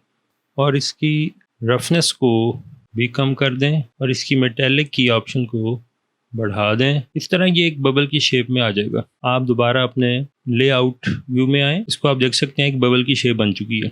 आपने अब अपने इस सरफेस को क्लिक करना है। उसके बाद आपने प्रॉपर्टीज़ में पार्टिकल वाले पॉइंट को क्लिक करना है और यहाँ से प्लस कर देना है। पार्टिकल सिस्टम में रेंडर की ऑप्शन पे आना है। रेंडर एज हालो लिखा हुआ है, इसकी जगह ऑब्जेक्ट कर दें और यहाँ से ऑब्जेक्ट में ये ड्रॉपर लेके इस ऑब्जेक्ट को सिलेक्ट कर लें ताकि ये एज अ पार्टिकल डील हो जाए। फील्ड वेट्स में आके ग्रेविटी इसकी 1 है, इसको आप चेंज करके -0.1 कर दें और इसका हम रिजल्ट देखेंगे। एनिमेशन को प्ले करके इसका रिजल्ट देख लें, लेकिन इनकी स्पीड बहुत तेज़ है और साइज़ भी छोटा है। आप अपने इस स्फीयर का साइज़ बड़ा कर लें, एस प्रेस करें, स्केल अप कर लें इसको और इसको हाइड कर लें। इसकी ग्रेविटी की वैल्यू को -0.05 सेट किया है, इसको चला के देख लें। अब इसकी स्पीड स्लो है और ठीक है। अब आप दोबारा से शेडिंग के ऑप्शन पे आएँ। शेडिंग में आके आपने ऐड की ऑप्शन में सर्च करना है एनवायरनमेंट टेक्सचर की। ये ऑप्शन आपके सामने आएगी, इस पर क्लिक कर लें। इसमें ओपन के ऑप्शन पे क्लिक करें और जहाँ पे आपने कोई HDRI इमेज रखा हो इंटरनेट से डाउनलोड करके उसका यहाँ पे लिंक दे दें। इसके बाद आप इसी ऐड की ऑप्शन में आके सर्च करें वर्ल्ड आउटपुट को, आउटपुट लिख दें और ये वर्ल्ड आउटपुट के ऑप्शन यहाँ से क्लिक कर दें। अब इस कलर वाली ऑप्शन को इस सरफेस वाली ऑप्शन के साथ मिला दें। अब जो आपका इमेज आपने इंटरनेट से डाउनलोड किया है HDRI इमेज जो इन्वायरमेंट बनाता है ब्लेंडर के अंदर, उसका इन्वायरमेंट अब आपके यहाँ वर्ल्ड आउटपुट में नज़र आएगा। आप देख सकते हैं कि इन्वायरमेंट यहाँ चेंज हो गया है। अब दोबारा अपने लेआउट में आ जाएं। अब आप इस प्लेन को सिलेक्ट करके पार्टिकल्स वाली प्रॉपर्टीज़ में आएँ और इसमें व्यू पोर्ट डिस्प्ले की ऑप्शन के अंदर शो इमिटर की ऑप्शन है, इसको अनचेक कर दें और इसके अलावा यहाँ ऊपर से ये जो ग्रिड नज़र आ रहा है इसको क्लिक करके गायब कर लें। अब अगर हम यहाँ से अपनी एनिमेशन को प्ले करें तो आपको ये बबल्स पानी में से निकलते हुए ऊपर की तरफ नज़र आ रहे हैं।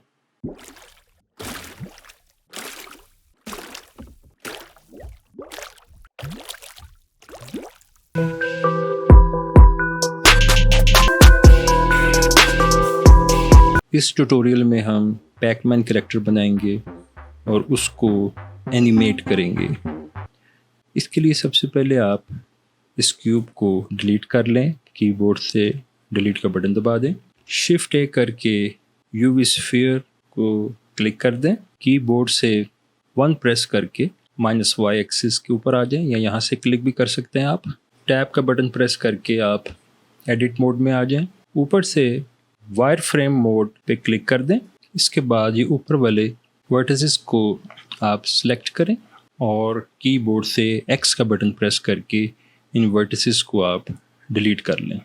आप कीबोर्ड से शिफ्ट और ऑल्ट का बटन दबा के यहाँ से किसी भी एक जब एज को क्लिक करेंगे तो ये पूरी लाइन ऊपर से सिलेक्ट हो जाएगी। ये करने के बाद आप F का बटन प्रेस कर दें। F का बटन प्रेस करने से इसके ऊपर ये एक फेस क्रिएट हो गया है। इसके बाद आप प्रॉपर्टीज़ में मॉडिफायर पे आएँ और मॉडिफायर में सब डिवीजन सरफेस के ऊपर क्लिक करें। यहाँ से इसका जो लेवल व्यू पोर्ट इसकी वैल्यू आप 2 कर दें और कीबोर्ड से कंट्रोल R प्रेस करें और यहाँ पे क्लिक करके इसको ऊपर की तरफ खींच लें। आप टैब प्रेस करके वापस ऑब्जेक्ट मोड में आएँ। इसके ऊपर आप राइट क्लिक करें, इसको शेड ऑटो स्मूथ कर लें। अब इसके बाद कीबोर्ड से शिफ्ट D करें, डुप्लीकेट यानी इसकी कॉपी क्रिएट हो।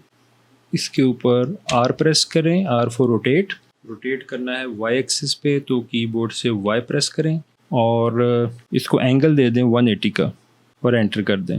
तो 180 डिग्री पे ये इसकी जो कॉपी है इसके ऊपर इस तरह से आ जाएगी। अब हमने इसके ऊपर इसकी आइज़ अप्लाई करनी है। उसके लिए आप दोबारा शिफ्ट ए करें, यहाँ से आप यूवी स्फीयर ले लें, उसको ग्रैब करके G प्रेस करके और X प्रेस करके साइड पे ले आएँ। साइड पे लाने के बाद इसको आप स्केल करके छोटा कर लें। इसके बाद दोबारा से आप S प्रेस करें, लेकिन अब हमने स्केल करना है इसको Y एक्सिस के अलॉन्ग, तो Y प्रेस कर दें और इसको स्केल करके ज़रा पतला कर लें। अब दोबारा से मैं 1 प्रेस कर रहा हूँ ऊपर वाले व्यू में आने के लिए, -y पे। अब G प्रेस करके और X प्रेस करके इसको इस तरफ लाएं, फिर G प्रेस करके और Z प्रेस करके इसको ऊपर ले आएं इस जगह पे। अब हम Z एक्सिस से जाके देखते हैं कि ये जो हमारा स्फीयर है, जो आँख है, ये किधर है। तो ये काफ़ी अंदर है। इसको बाहर लाने के लिए फिर G प्रेस करके Y प्रेस करके बाहर की तरफ लाएं ताकि बाहर आ जाए ऐसे। यहाँ लाने के बाद अब आप इस आई को देख सकते हैं। यहाँ से इसके ऊपर राइट क्लिक करके शेड स्मूथ कर लें। अब हम अपना एक मॉडिफायर मिरर का लगाते हैं और इसको यहाँ पे क्लिक कर देते हैं ताकि इसी तरह की एक आँख यहाँ पे भी बन जाए। अब हमने इन आँखों को इस मैश के ऊपर चिपकाना है। इसके लिए यहाँ से एक और मॉडिफायर जिसको श्रिंक रैप कहते हैं, इसके ऊपर क्लिक करते हैं और यहाँ से टारगेट में हम उसको क्लिक कर देते हैं।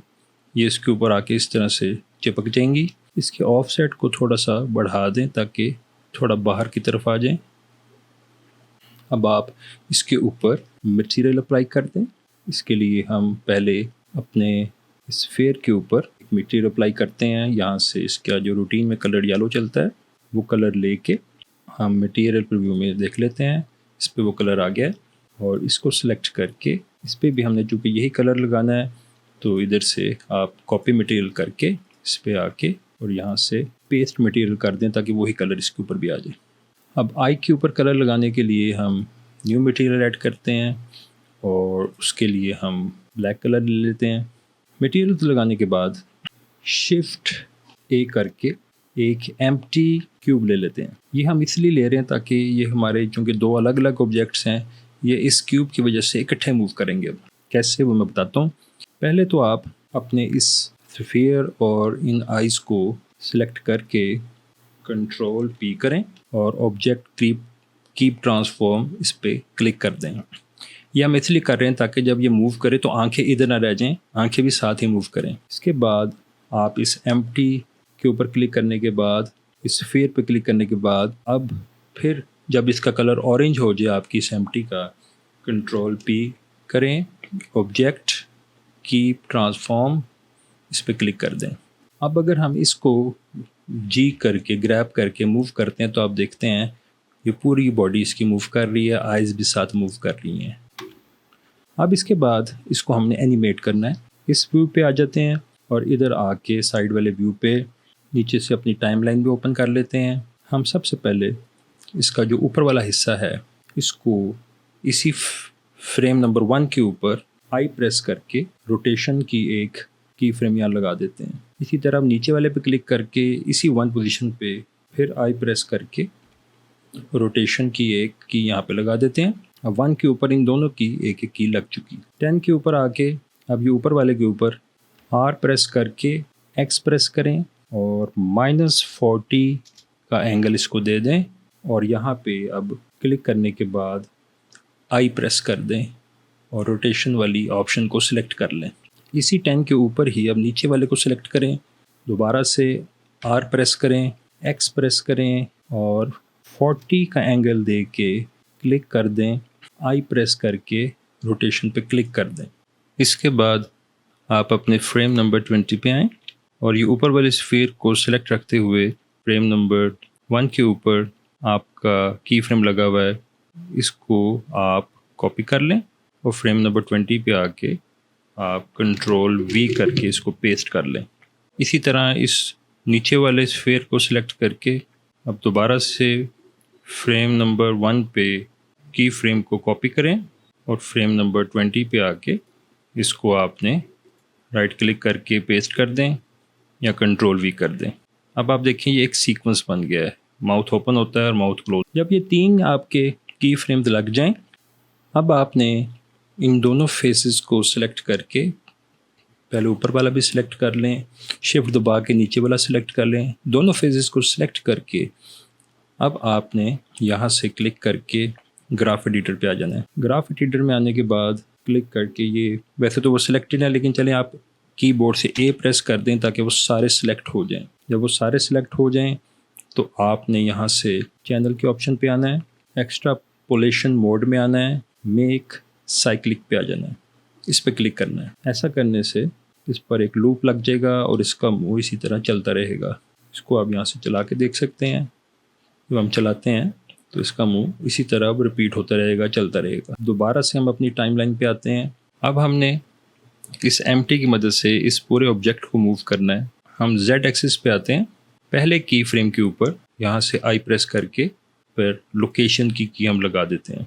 उसके बाद फ्रेम नंबर 100 पे आते हैं, G प्रेस करके ग्रैब करके और X प्रेस करके X एक्सिस पे इसको मूव करके हम थोड़ा आगे ले जाते हैं और यहाँ पे जाके दोबारा से आई प्रेस करके लोकेशन की फ्रेम को लगा देते हैं। इसके बाद हम चाहते हैं ये रोटेट हो जाए इस तरफ को, उसके लिए पहले फ्रेम नंबर 105 पे आके इसके ऊपर आई प्रेस करके रोटेशन का की फ्रेम लगाते हैं और उसके बाद हम इसको फ्रेम नंबर 110 पे लाके हम इसके ऊपर R प्रेस करते हैं, Z प्रेस करते हैं क्योंकि Z एक्सिस पे मूव करना है और -90 का एंगल दे देते हैं और एंटर का बटन दबा देते हैं ताकि ये इस तरफ मूव हो जाए और साथ ही हम कीबोर्ड से आई प्रेस करके रोटेशन वाली की फ्रेम को एंटर कर देते हैं। इसके बाद अब हम फ्रेम नंबर 150 पे आते हैं, यहाँ से इसको ग्रैब करके Y एक्सिस पे नीचे की तरफ ले आते हैं और यहाँ आने के बाद कीबोर्ड से आई प्रेस करके लोकेशन का की फ्रेम लगा देते हैं। अब इसको दूसरे एंगल से अगर हम चला के देखें तो आप देख सकते हैं इसका मुंह भी चल रहा है और ये रोटेट होकर इस तरफ सामने भी आ गया। इसके अलावा शिफ्ट A करके आप एक प्लेन ले लें, उसको आप स्केल कर दें जी का बटन प्रेस करके Z प्रेस करके उसको थोड़ा सा नीचे ले जाएं। प्रॉपर्टीज़ में मटेरियल्स पे आके कलर के साथ छोटे से सर्कल पे क्लिक करके चेकर टेक्सचर पे आएँ और यहाँ से इसका कलर थोड़ा सा चेंज कर लें और स्केल के ऑप्शन से इसको स्केल कर लें और अब रेंडर व्यू में आ जाएं।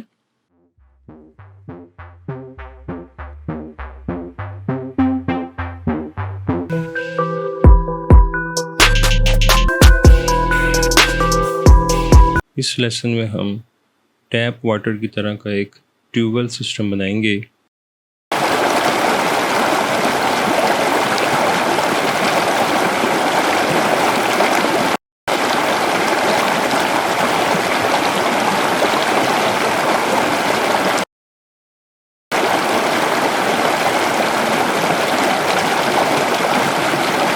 आप सबसे पहले अपने इस क्यूब को स्केल कर लें वाई एक्सिस की साइड पे।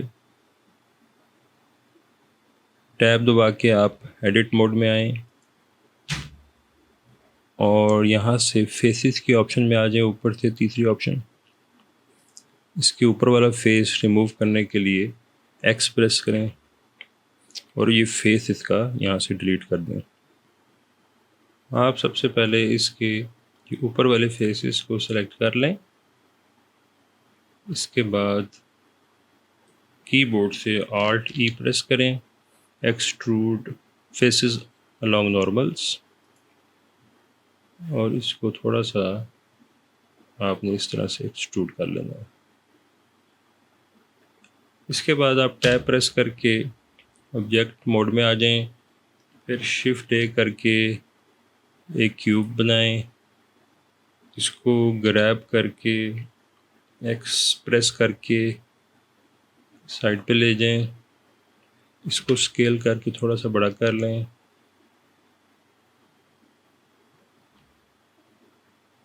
ग्रैब करके और पीछे कर लें। इसके बाद शिफ्ट A करके एक सिलेंडर ले लें, एस प्रेस करके स्केल कर लेना है। अब दोबारा से एस प्रेस करके स्केल करना है, लेकिन Z एक्सिस की तरफ। अब इसको R प्रेस करके आपने रोटेट करना है, लेकिन Y एक्सिस की तरफ, तो Y प्रेस करके 90 कीबोर्ड से टाइप कर दें और एंटर कर दें ताकि 90 के एंगल पे ये मुड़ जाए। अब इसको ग्रैब करें G से और X प्रेस करके X एक्सिस की तरफ ले जाएं। इसके बाद आपने इसको ग्रैब करना है और Z प्रेस करके ऊपर की तरफ ले आएं। इस सिलेंडर को राइट क्लिक करके शेड स्मूथ भी कर लें और टैब प्रेस करके इसका जो सामने फेस है इसको X प्रेस करके फेस ये डिलीट कर दें। इसके बाद टैब प्रेस करके आप आ जाएं अपने ऑब्जेक्ट मोड में, दोबारा शिफ्ट A करके एक क्यूब लें, S प्रेस करके इसका साइज़ छोटा कर लें और इस क्यूब को ग्रैब करें और ऊपर Z एक्सिस की तरफ लेकर आएं। अब इसको G यानी ग्रैब करके X प्रेस करके X एक्सिस की तरफ ले आएं और फिर G ग्रैब करके इसको Z एक्सिस की तरफ थोड़ा सा नीचे की तरफ ले आएं। अब इस क्यूब के ऊपर हमने पानी का सिस्टम चलाना है। आप इसके लिए ऑब्जेक्ट में आके क्विक इफ़ेक्ट्स में क्विक लिक्विड का सिस्टम इसके ऊपर क्लिक कर दें। अब इसके अंदर आपको ब्लू कलर के पानी के डॉट्स नज़र आ रहे होंगे। इसके अंदर सिस्टम बन गया पानी का, लेकिन इसके लिए पहले आपने थोड़ी सी स्केलिंग करनी है। उसके लिए ये जो एक बाहर एक बॉक्स आया है, इसके ऊपर क्लिक रखते हुए एडिट का बटन दबाएं ताकि आप इसको एडिट कर सकें। इसका ये साइड वाला फेस सेलेक्ट करके ग्रैब करके इसको वाई एक्सिस की तरफ थोड़ा सा बाहर ले जाएं और फिर ये वाली साइड ये फेस सेलेक्ट करके ग्रैब करके वाई प्रेस करके इसको भी थोड़ा सा बाहर ले आएं। उसके बाद ये तीसरी साइड सेलेक्ट करके जी प्रेस करके इसको ग्रैब करें और एक्स प्रेस करके इसको इस कंटेनर से बाहर की तरफ लें। अब हमारा जो कंटेनर होगा पानी का वो इस सिस्टम के अंदर है। अब आप दोबारा से टैब दबा के ऑब्जेक्ट मोड में आ जाएं।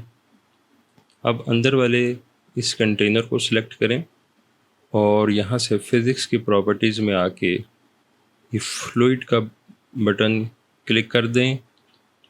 यहाँ टाइप बता दें फैक्टर और यहाँ इस प्लेनर पे टिक कर दें।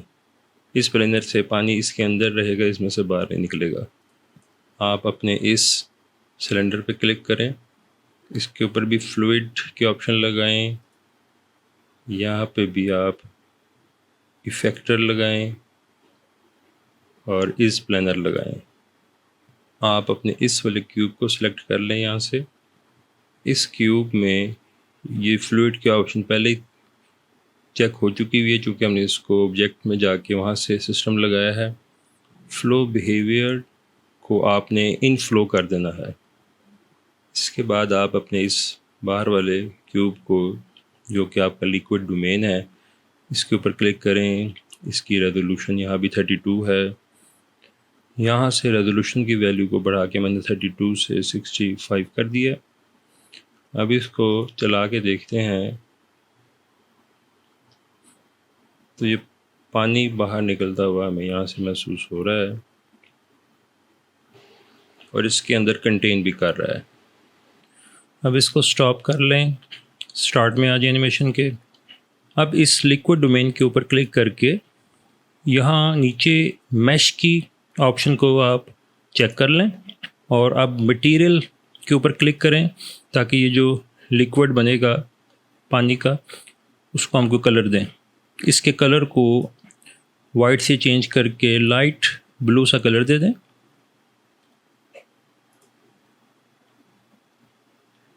यहाँ नॉर्मल की वैल्यू में रिफ्लेक्शन को क्लिक कर दें और नीचे आके स्क्रीन स्पेस रिफ्रैक्शन को चेक कर लें और इसके बाद रेंडर की ऑप्शन पे आके स्क्रीन स्पेस रिफ्लेक्शंस को टिक कर लें और इसके अंदर जाके रिफ्रैक्शन को भी टिक कर लें। अब ये वाटर लाइक पानी की तरह का मटेरियल नज़र आ रहा है इसके प्रीव्यू में। अब मटेरियल प्रीव्यू में जाके इसको आप एक दफ़ा चला के देख लें तो ये पानी के जैसा एक लिक्विड आपको इस एनिमेशन में नज़र आ रहा है। अब ये बाकी हिस्सों को भी मटेरियल अप्लाई कर दें। इसके लिए ये जो कंटेनर है इसको क्लिक करके बेस कलर की साइड पे चेकर टेक्सचर लगा दें। ब्लॉक को, बड़े वाले ब्लॉक को भी कोई सा कलर इसके ऊपर अप्लाई कर दें। अब शेडिंग की मेन्यू में आके वर्ल्ड के ऑप्शन में आएँ, ऐड करें। ऐड के ऑप्शन में जाके सर्च करें एनवायरनमेंट टेक्स्ट पर क्लिक करें। ओपन के ऑप्शन पर जाएं, जहाँ पे आपने कोई HDRI इमेज रखा हो यहाँ से ओपन करके इसकी कलर की ऑप्शन इस कलर के साथ अटैच कर लें और रेंडर व्यू में आके आप इसको देख सकते हैं। पाइप के ऊपर न्यू के ऑप्शन पे क्लिक करें, जस्ट इसके मेटालिक को 1 कर दें और इसकी रफनेस को डिक्रीज़ कर दें। अब एनिमेशन को प्ले कर लें।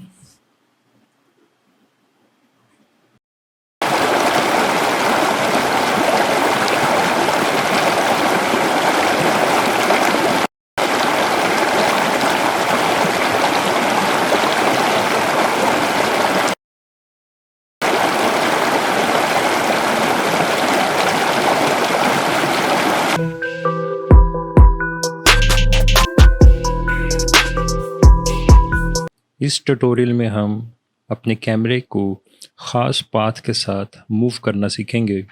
इसके लिए आप सबसे पहले कीबोर्ड से शिफ्ट और ए प्रेस करें। मैश में प्लेन को सिलेक्ट करें, एस प्रेस करके इसको स्केल कर लें, जी प्रेस करके और जेड प्रेस करके उसको नीचे की तरफ ले जाएं। अब यहाँ से जेड पे क्लिक करके जेड एक्सिस में आ जाएं। दोबारा से शिफ्ट ए करके कर्व में नर्व सर्कल के ऊपर क्लिक करें और एस प्रेस करके इसको स्केल कर लें। अपने कैमरे की आउटपुट को देखने के लिए पहले कीबोर्ड से 0 प्रेस करें नम पैड वाली साइड से, तो कैमरे का व्यू हमें नज़र आ रहा है। दोबारा 0 प्रेस करके इसी व्यू पे वापस आ जाएं। अब कैमरे को सिलेक्ट रखते हुए शिफ्ट का बटन दबा के इस सर्कल को सिलेक्ट कर लें। उसके बाद कंट्रोल P का बटन प्रेस करें और फॉलो पाथ के ऑप्शन पे क्लिक कर दें। अब ये कैमरा इस सर्कल के साथ साथ मूव करेगा। प्रॉपर्टीज़ में जहाँ पे ये आपको ग्रीन कलर की ऑप्शन नज़र आ रही है, इसके ऊपर क्लिक करें पाथ एनिमेशन के ऑप्शन में आ जाएं। फ्रेम्स की तादाद को यहाँ पे आप 300 कर लें और टोटल जो आपके फ्रेम जो 250 हैं इसको बढ़ा के भी आप 900 कर लें। अब अगर हम अपनी एनिमेशन को चलाते हैं तो आप देख सकते हैं कि हमारा कैमरा इस पाथ पे मूव कर रहा है।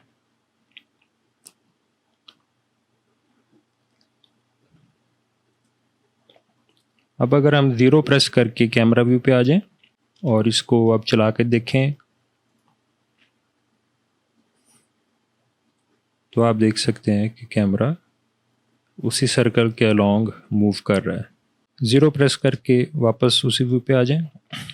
अब इस कर्व को डिलीट कर दें और इस क्यूब को सिलेक्ट करके शिफ्ट D करें और Y प्रेस करके इसकी कॉपी को ऊपर की तरफ ले जाएं।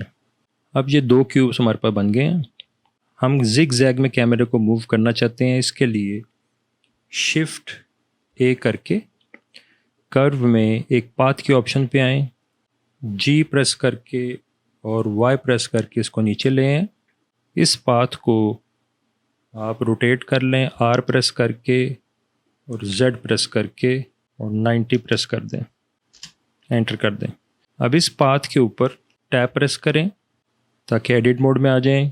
अब इसका ये वाला वर्टेक्स सिलेक्ट करके आप E प्रेस करें, E फॉर एक्सट्रूड, और इसको इधर एक्सट्रूड कर लें। फिर E प्रेस करें, फिर E प्रेस करके इसको एक्सट्रूड करें, फिर E प्रेस करके इसको मज़ीद एक्सट्रूड करें, फिर E प्रेस करें, फिर E प्रेस करें और फिर E प्रेस करके एक्सट्रूड कर लें और आखिरी दफ़ा फिर E प्रेस करके इसको एक्सट्रूड कर लें। अब टैब प्रेस करके दोबारा से आप अपने ऑब्जेक्ट मोड में आ जाएं। अब हमने एक पाथ बनाया है। इसके लॉन्ग कैमरे को मूव करवाने के लिए पहले अपने कैमरे को आप G प्रेस करके और X प्रेस करके इस साइड पे ले आएं। अब R प्रेस करके रोटेट करें अलोंग Z एक्सिस। अब साइड व्यू में इसकी हाइट को एडजस्ट करने के लिए इस कैमरे को G प्रेस करके और Z प्रेस करके थोड़ा नीचे ले आएं। अब दोबारा से इसको R प्रेस करके X प्रेस करके रोटेट करके थोड़ा सा इसका एंगल ठीक कर लें। अब दोबारा से Z एक्सिस के व्यू में आ जाए यहाँ क्लिक करके। अब इस कैमरे के बाद इस पाथ को क्लिक करें और कंट्रोल P कर दें। फॉलो पाथ की ऑप्शन पे क्लिक करें। अब उसी तरह पाथ एनिमेशन में जाके इसके फ्रेम्स को 300 कर दें ताकि मूवमेंट की स्पीड थोड़ी कंट्रोल में रहे। अब अगर हम इसको चला के देखते हैं तो ये हमारा कैमरा इस पाथ पे मूव कर रहा है। अगर हम 0 प्रेस करके कैमरे की आंख से देखें तो ये हमारा कैमरा इस पाथ पे इस लाइन को फॉलो करते हुए मूव कर रहा है।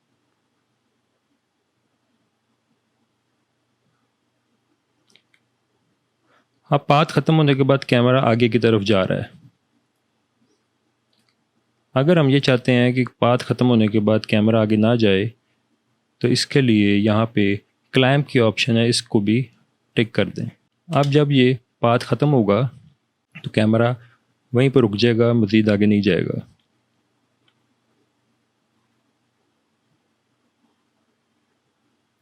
यहाँ पे अब ये रुक गया है। ये क्लैंप के ऑप्शन का इफ़ेक्ट है।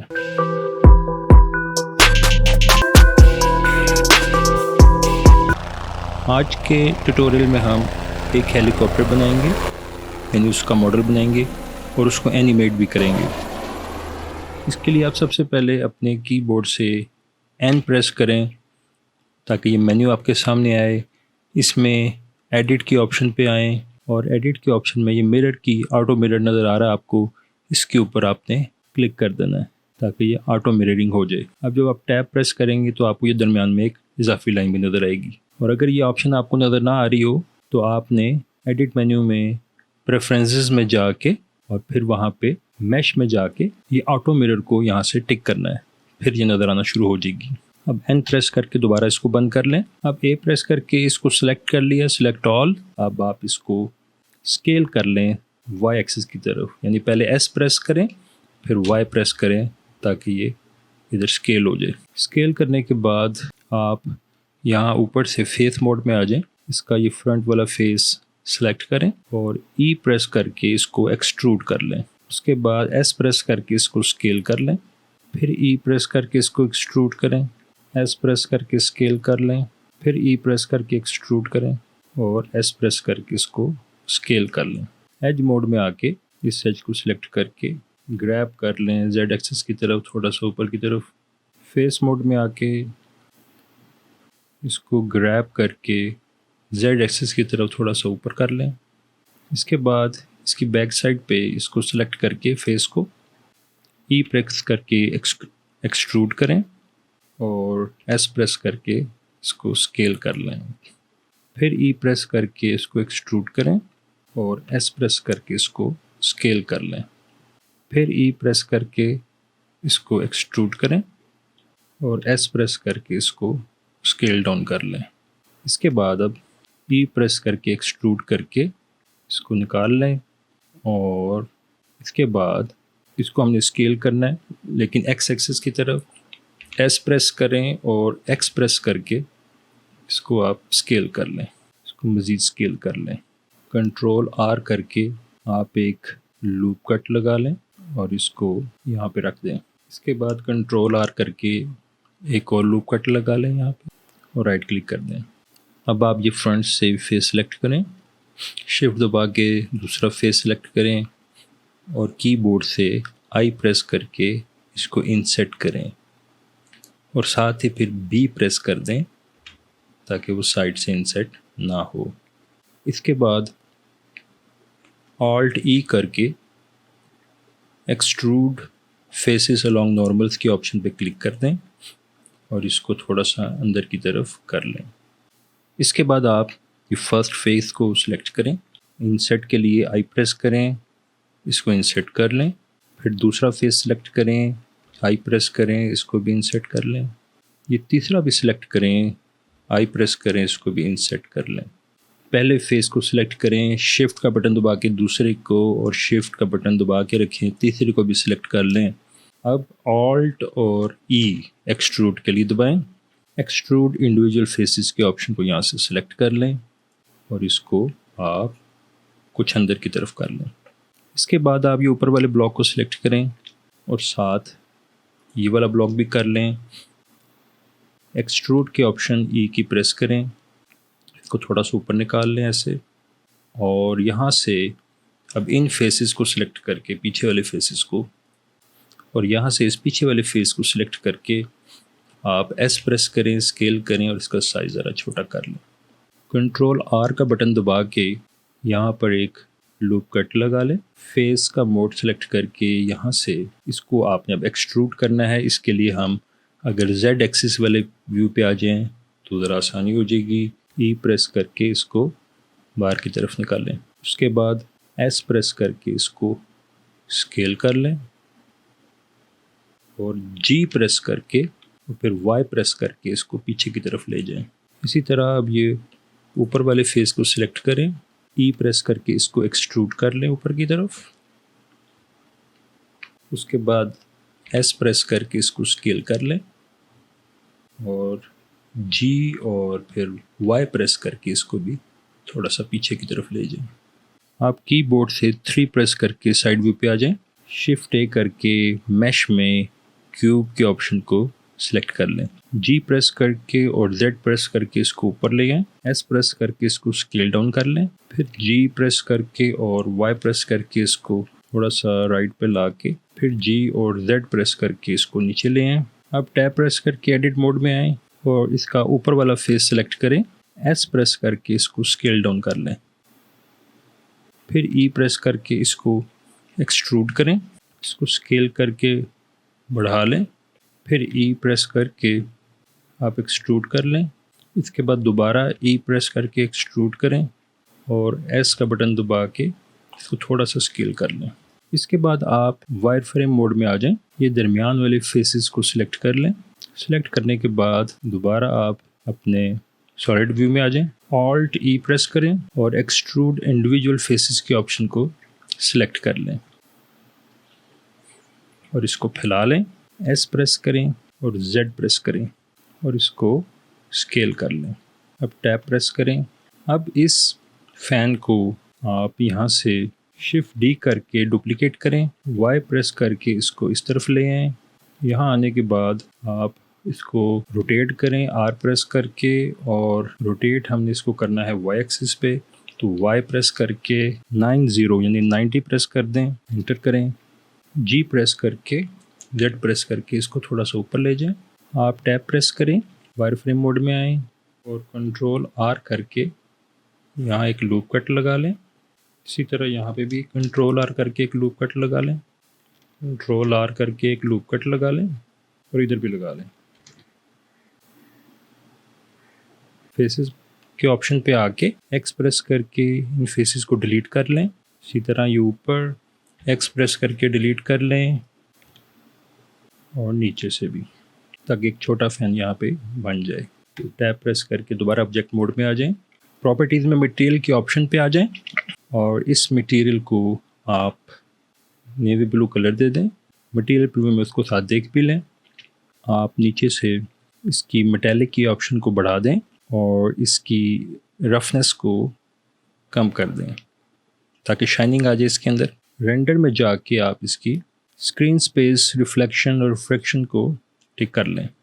ग्लासेस को कलर देने के लिए आप टैब दबा के एडिट मोड में आएँ। यहाँ से इसके सामने के जो ग्लासेस हैं उसको सिलेक्ट कर लें। आप प्लस पे आके और फिर न्यू पे आके इस पर नया मटेरियल ऐड करें। उसके लिए आप इसकी सरफेस के लिए ग्लास BSDF सिलेक्ट करें और उसका कलर आप ब्लैक ले लें। स्क्रीन स्पेस रिफ्लेक्शन इसको टिक कर लें और ये कर लेने के बाद यहाँ से असाइन का बटन दबा दें। उसके बाद दोबारा टैब दबा के आप अपने ऑब्जेक्ट मोड में आएँ। इसके बाद इसके फ़ैन पे आ जाएं, न्यू मटेरियल अप्लाई करें, ब्लैक कलर ले लें, उसकी मेटालिक के ऑप्शन को मैक्सिमम कर लें, रफनेस को कुछ कम कर लें और नीचे आके उसकी स्क्रीन स्पेस रिफ्लेक्शन को भी टिक कर लें। इस फ़ैन का मटेरियल आप यहाँ से कॉपी कर लें और इस फ़ैन पे आप आके पेस्ट कर लें। तो यही मटेरियल इस पे पेस्ट हो गया। टैब प्रेस करके एडिट मोड में आते हैं, ए प्रेस करके इस सब को सिलेक्ट कर लेते हैं और कीबोर्ड से कंट्रोल B प्रेस करते हैं ताकि इसको कुछ बेवल कर लें। और बेवल के ऑप्शन में यहाँ सेगमेंट्स हम 3 कर लेते हैं। इससे इसके जो कॉर्नर्स हैं थोड़े राउंड हो जाएंगे। इसके बाद टैब प्रेस करके वापस हम ऑब्जेक्ट मोड में आ जाते हैं। हम ये चाहते हैं कि इसके नीचे कुछ व्हील्स लगा लें। उसके लिए आसान तरीका ये है कि आप शिफ्ट A करें, मैश लें, टॉरस ले लें। टॉरस को आप एक्स एक्सिस की तरफ पहले ले आएँ और इसको रोटेट कर लें। रोटेट इसने होना है वाई एक्सिस के अलॉन्ग, यहाँ 90 कर लें और इसका जो रेडियस है उसको कम कर लें। इसके ऊपर आप मटेरियल अप्लाई कर दें। मटेरियल इसके लिए ब्लैक ही है। इसको आप शिफ्ट D करके डुप्लिकेट करें, वाई एक्सिस की तरफ ले जाएं। अब इन दोनों व्हील्स को G प्रेस करके X प्रेस करके इस तरफ ले आएँ। फिर आप G प्रेस करके और Z प्रेस करके नीचे की तरफ ले आएँ। इस व्हील को आपने मिरर कर देना है। मिरर मॉडिफायर लगा के यहाँ से आपने ड्रॉपर लेके इस पर लगा देना है। दूसरी तरफ ये लग गया। और जो तीसरा व्हील होता है उसको जस्ट आपने ग्रैब करके X एक्सिस पे सेंटर की तरफ लाना है और फिर ग्रैब करके वाई प्रेस करके पीछे की तरफ लाना है। अपने इस ऑब्जेक्ट के ऊपर आप राइट क्लिक करके इसको शेड स्मूथ भी कर लें। इसके बाद आप अपने की फ्रेम्स को बाहर कर लें। अब सबसे पहले ये ऊपर वाले विंग्स के ऊपर एनिमेशन लगाने के लिए फर्स्ट की फ्रेम के ऊपर आप आई प्रेस करें और रोटेशन के ऊपर क्लिक कर दें। फिर आप फ्रेम नंबर 10 पे आ जाएं। आप कीबोर्ड से R प्रेस करें, रोटेट करना है, Z प्रेस करें क्योंकि Z एक्सिस पे करना है, और 360 एंटर कर दें, और फिर कीबोर्ड से I की वैल्यू को आपने एंटर करना है और रोटेशन पे क्लिक कर देना। अब इसके अंदर ये रोटेशन आ गई है। अब यहाँ से आप ग्राफ एडिटर पे जाएं, चैनल पे जाएं, एक्सट्रापोलेशन मोड पे जाएं और मेक साइक्लिक के ऑप्शन को क्लिक कर दें। तो इसके अंदर ये मूवमेंट अब चलती रहेगी। दोबारा से आप अपने टाइमलाइन पे आ जाएं। आप दूसरे वाले विंग को सिलेक्ट करें, इसके ऊपर भी कीबोर्ड से पहले फ्रेम के ऊपर आई प्रेस करें, रोटेशन 10 पे आके, फ्रेम नंबर 10 पे आके इसके ऊपर आपने आर प्रेस करके, और ये चूँकि एक्स एक्सिस के अगेंस्ट रोटेट होगा, एक्स प्रेस करें और इसको 360 की वैल्यू देख के एंटर कर दें। उसके बाद आप कीबोर्ड से आई प्रेस करके रोटेशन के ऊपर क्लिक कर दें। दोबारा से आप ग्राफ एडिटर पे आएँ, चैनल के ऑप्शन, एक्सट्रापोलेशन मोड और मेक साइक्लिक। अब ये दोनों इसके जो विंग्स हैं ये चल पड़े हैं। दोबारा से टाइमलाइन पे आ जाएं। इसके बाद इसको एनवायरनमेंट देने के लिए आप शेडिंग के मेन्यू में आएँ, यहाँ से वर्ल्ड के ऑप्शन को सिलेक्ट कर लें, ऐड की ऑप्शन पे क्लिक करें, सर्च में आके आप एनवायरनमेंट लिखें, एनवायरनमेंट टेक्सचर को सिलेक्ट कर लें, इसके कलर को बैकग्राउंड कलर के साथ लिंक कर लें। ओपन के ऑप्शन में उस जगह चले जाएं जहां आपने कुछ स्काई टेक्सचर रखा है। ये इंटरनेट से फ्रीली अवेलेबल है। थोड़ी देर बाद ये स्काई टेक्सचर आपके सामने आ जाएगा।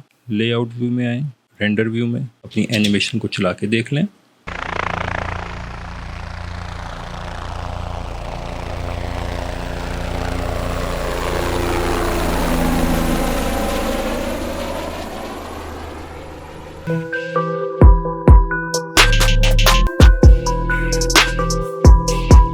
पिछले ट्यूटोरियल में हम लोगों ने एक हेलीकॉप्टर को मॉडल किया और उसको फिर एनिमेट भी किया। आज के ट्यूटोरियल में हम उसी हेलीकॉप्टर को एक मिसाइल अटैक से डिस्ट्रॉय करेंगे। इसके लिए आप सबसे पहले शिफ्ट ए करें, मैश में जाके आप लोग एक सिलेंडर को क्लिक कर दें और इसको आप जी प्रेस करके और एक्स प्रेस करके साइड पे लें। इस सिलेंडर को रोटेट कर लें वाई एक्सिस के अलोंग, वाई प्रेस करके, और इसको 90 का एंगल दे दें। इसको अब स्केल करें एस प्रेस करके और शिफ्ट एक्स कर दें ताकि एक्स एक्सिस के अलोंग स्केल ना हो, बाकी दोनों एक्सिस के अलोंग स्केल हो जाए।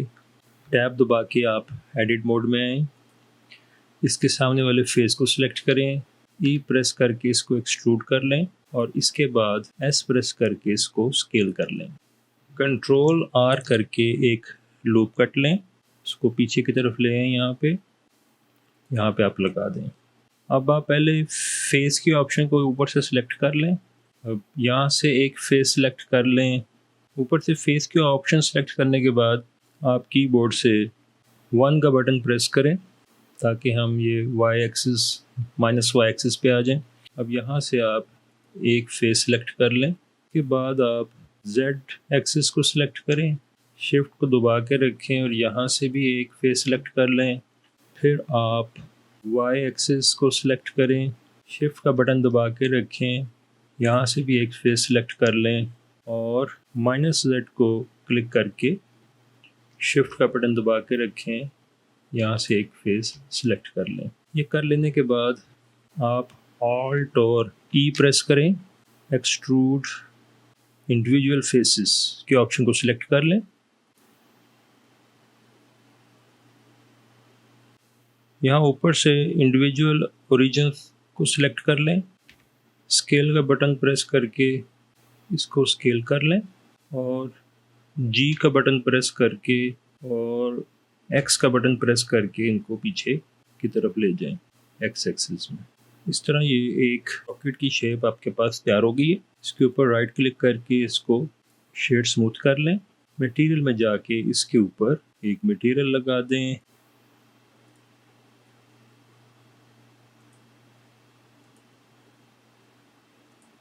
इसके बाद आप ऊपर से Z के ऊपर क्लिक करके Z एक्सिस में आ जाएं और यहाँ से अपने की फ्रेम की टाइमलाइन को ओपन कर लें।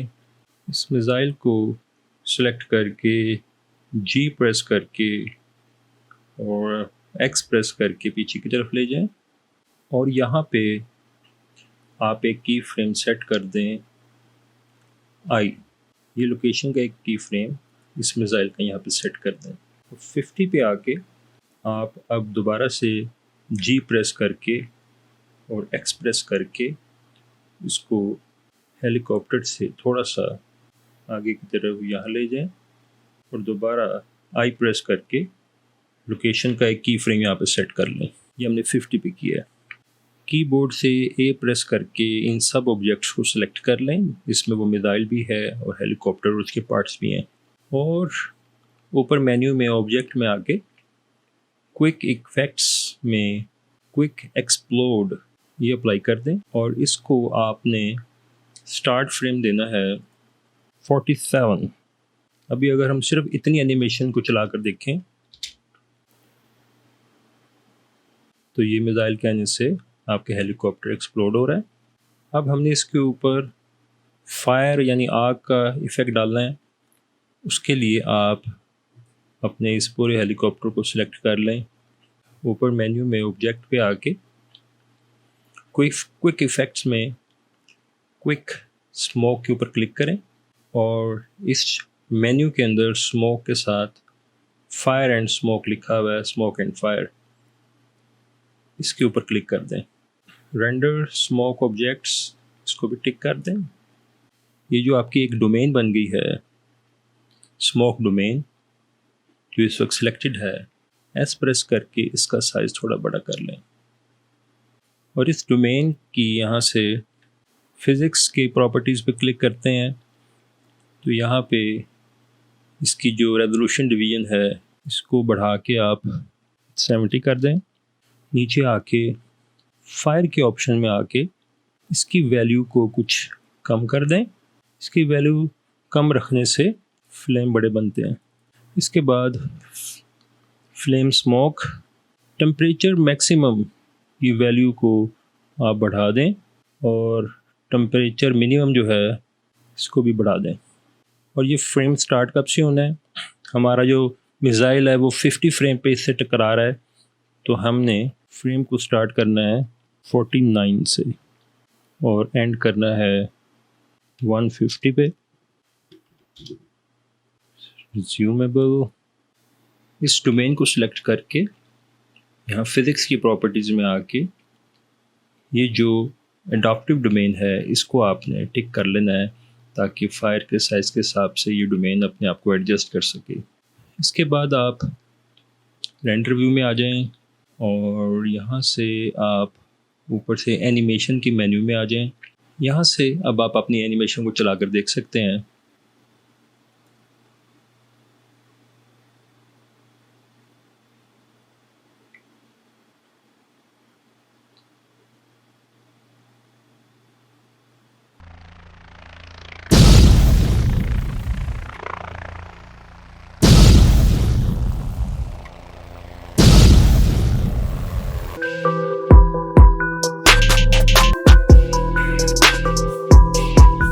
आज के ट्यूटोरियल में हम एक मशहूर करैक्टर सुपर मारियो उसके मॉडल को डाउनलोड करके मिक्सामो की मदद से उसे ऑटो रिग और ऑटो एनिमेट करेंगे। इसके लिए आप सबसे पहले किसी भी वेबसाइट से सुपर मारियो का फ्री मॉडल डाउनलोड कर लें।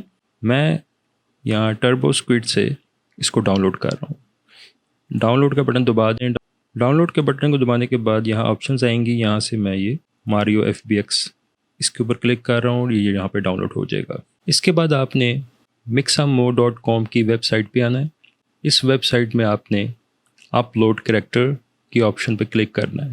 नीचे सिलेक्ट अ करैक्टर फाइल इसके ऊपर क्लिक करें और जहाँ पे आपने वो मॉडल रखा है डाउनलोड करके उसे क्लिक करके ओपन कर लें। थोड़ी देर में ये अपलोड हो जाएगा। कोशिश करें आप ऐसा मॉडल डाउनलोड करें जो टी शेप में हो। टी शेप से मुराद है उसके हाथ इस तरह से बाहर की तरफ निकले हुए हों। इसके बाद नेक्स्ट करें। नेक्स्ट करने के बाद आपने ये जो यहाँ पे निशान है इसको मॉडल के ऊपर प्लेस करना है।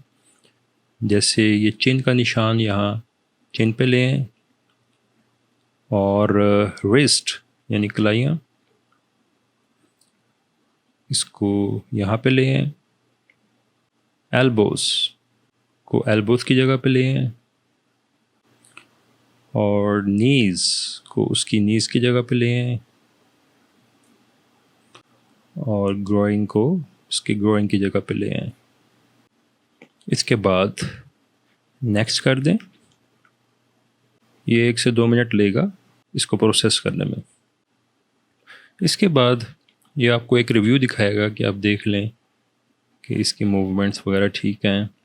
अगर आप सेटिस्फाइड हों तो आप नेक्स्ट के बटन को प्रेस कर दें। इसके बाद फाइंड एनिमेशन पे इसके लिए आप एनिमेशन देख लें कि इसके ऊपर कौन सी एनिमेशन आपने लगानी है। उसके लिए कोई सी भी आप सेलेक्ट कर सकते हैं। अब हम अपने इस मॉडल के ऊपर ये एनिमेशन सेलेक्ट करते हैं। पर व्यू अगर आपको अच्छा लगे तो इसको डाउनलोड के बटन से डाउनलोड कर लें। थोड़ी देर में ये डाउनलोड हो जाएगा।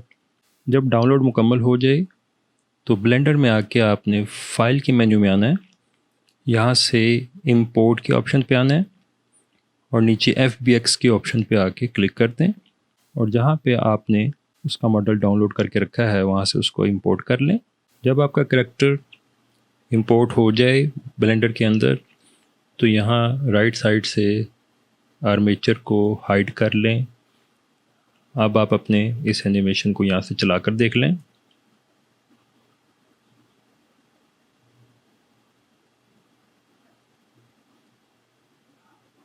तो ये एनिमेशन आपकी तैयार हो चुकी है जिसमें आपका जो करैक्टर सुपर मारियो है वो जॉगिंग कर रहा है। इस तरह आप अपनी मर्ज़ी की कोई सी भी एनिमेशन इस पर अप्लाई कर सकते हैं।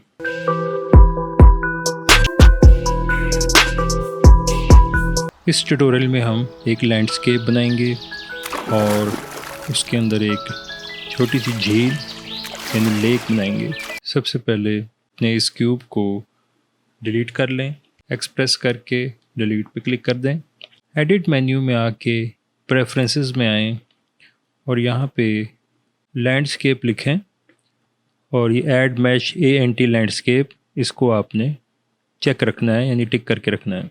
आप कीबोर्ड से शिफ्ट A करें तो मैश की ऑप्शन में आपको लैंडस्केप की ऑप्शन नज़र आएगी। इसके ऊपर क्लिक कर दें और इसकी जो यहाँ पे साइड पे मेन्यू आती है इसके ऊपर क्लिक करें और इसमें मुख्तलिफ ऑप्शन होंगे जिसमें से लेक्स 2 की जो ऑप्शन है इसके ऊपर क्लिक कर दें। इसमें हमारे पास 2 लेयर्स हैं। एक लेयर हमारे पास ये माउंटेन्स की है और दूसरी लेयर हमारे पास ये नीचे पानी के लिए बनाई गई है। आपने सबसे पहले ये जो नीचे पानी वाली लेयर है इसको सिलेक्ट करके और यहाँ प्रॉपर्टीज़ में मॉडिफायर पे आ जाएं और यहाँ से ओशन के ऑप्शन को सिलेक्ट कर लें। ओशन के ऑप्शन से ये काफ़ी ज़्यादा फैल जाएगा। आपने सबसे पहले स्पेक्ट्रम में आना है और स्पेक्ट्रम में शैलो वाटर के ऑप्शन को सिलेक्ट करना है।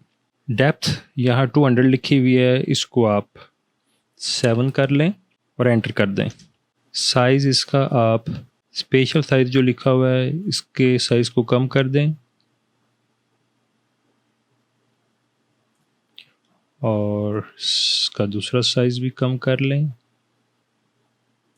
नीचे से वेव के ऑप्शन पे आके वेव का जो साइज़ है वो भी आप स्केल डाउन कर लें यानी कम कर लें। अब मज़ीद आप साइज़ के ऑप्शन से इसका साइज़ कम कर लें। यहाँ वेव्स की स्केल के ऑप्शन में आप इसकी वैल्यू 0.03 कर लें। चॉपिंग की वैल्यू भी कम कर लें और विंड वेलोसिटी की वैल्यू भी 17 के लगभग कर लें। इसकी टाइम के ऑप्शन पे आएँ और यहाँ पे हम अब इसके अंदर चूँकि मूवमेंट पैदा करनी है पानी की, टाइम के अंदर आप हैश लिखें, फिर FRAME फ्रेम लिखें और इसके बाद डिवाइड और 170 लिख दें। अब इसको चला कर देख लें। कुछ पानी की मूवमेंट टाइप यहाँ पे आपको नज़र आ रहा है। आप अपने इस पानी के ऊपर एक टेक्सचर अप्लाई कर दें। इसके लिए मटेरियल में आ जाएं, न्यू करें, प्रिंसिपल BSDF की जगह ग्लास BSDF ले लें और इसकी वैल्यू यहाँ पे रफनेस की बिल्कुल ज़ीरो कर दें और IOR की वैल्यू 1.33 कर दें और इसका कलर मटेरियल प्रीव्यू में साथ देख भी लें, लाइट ब्लू सा कर लें। इसके बाद ये जो माउंटेन्स आपके, इसके ऊपर क्लिक कर दें और इसके लिए आप कोई टेक्सचर ग्रासी टेक्सचर वो यहाँ पर हम अपने ब्लेंडर किट से सर्च कर लेते हैं। मटेरियल के ऑप्शन में GRASS ग्रास लिखें, इसको आप सर्च कर लें। जौन सा ग्रास का टेक्सचर आपको अच्छा लगे उसको आप यहाँ से सिलेक्ट कर लें, जैसे मैं इसको सिलेक्ट कर रहा हूँ। ये ग्रास का एक टेक्सचर इसके ऊपर आ जाएगा। ग्रास का टेक्सचर लगाने के बाद इस एनवायरनमेंट को कलरफुल करने के लिए शेडिंग के ऑप्शन पे आएँ और यहाँ से वर्ल्ड के ऑप्शन को सिलेक्ट कर लें। ऐड के ऑप्शन में एनवायरनमेंट लिखें और एनवायरनमेंट टेक्सचर को सिलेक्ट कर लें। इसके कलर के ऑप्शन को बैकग्राउंड के कलर के साथ मिला दें। ओपन के ऑप्शन पे क्लिक करें और जहाँ आपने कोई HDR इमेज रखा हो जो कि इंटरनेट से फ्री मिल जाते हैं, उसमें से स्काई का कोई टेक्सचर लगा दें। अब लेआउट में आके रेंडर व्यू में देखें तो ये एक स्काई का टेक्सचर भी इस पे लग गया है। अब आप अपनी एनिमेशन को चला कर देख लें तो ये पानी चलता हुआ आपको नज़र आ रहा है।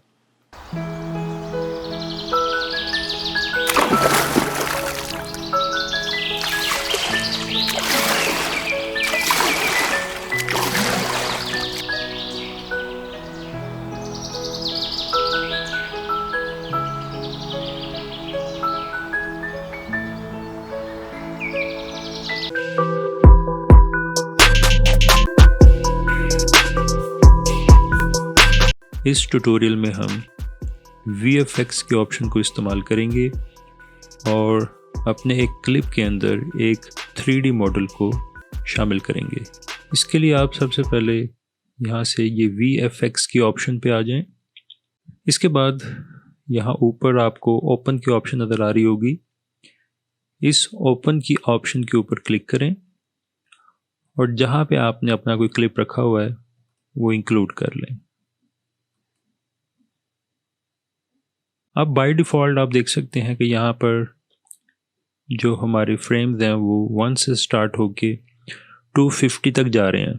अब हमने अपने इस क्लिप के फ्रेम्स को यहाँ पे सेट करना है। इसके लिए ये सेट सीन फ्रेम्स की ऑप्शन लेफ़्ट साइड पे मौजूद है, यहाँ से इसको क्लिक कर दें।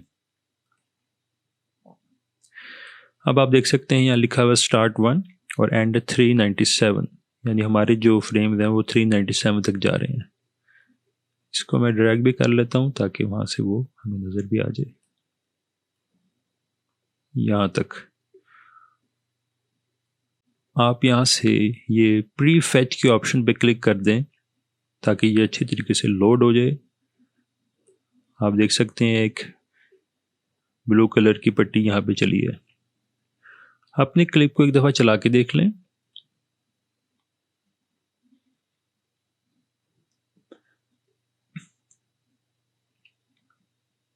हम ये चाह रहे हैं कि इस क्लिप के अंदर इस चेयर के ऊपर एक 3D मॉडल हमारा आ जाए।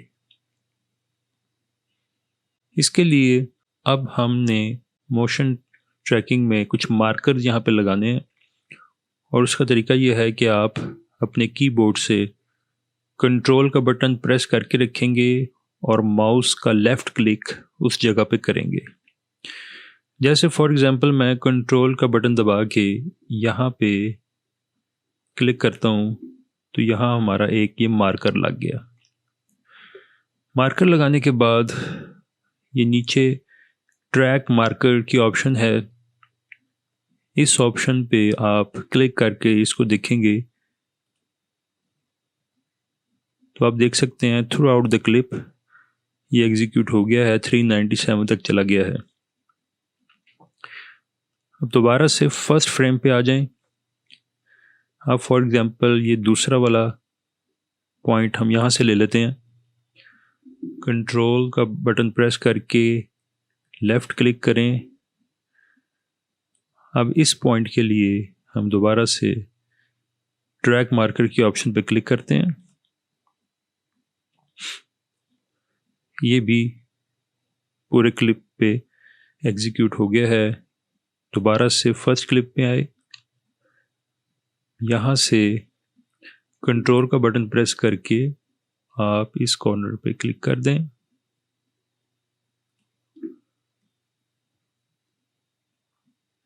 ट्रैक मार्कर्स के ऑप्शन पे क्लिक करें। अब ये 3 पॉइंट्स इस तरह से एग्जीक्यूट हो गए हैं। दोबारा से फर्स्ट फ्रेम पे आ जाएं। अब यहाँ पे एक पॉइंट मैं यहाँ से ले लेता हूँ। कंट्रोल का बटन प्रेस करें और यहाँ से ऐसे पॉइंट का इंतखाब करें इसमें कंट्रास्ट हो।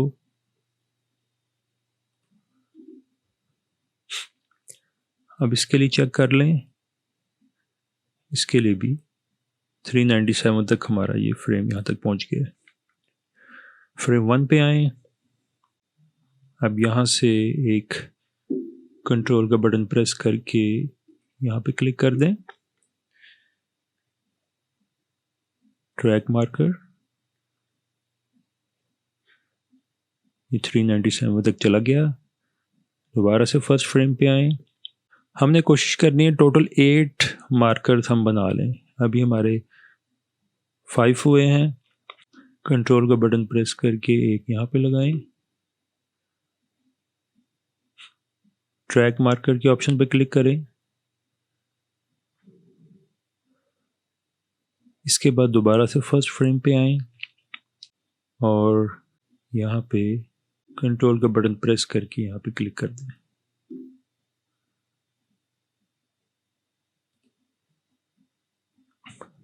अब दोबारा से फर्स्ट फ्रेम पे आएं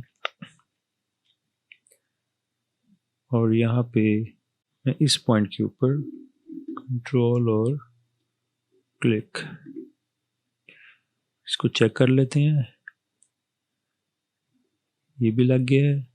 दोबारा से फर्स्ट फ्रेम पे आ जाएं, कंट्रोल और क्लिक।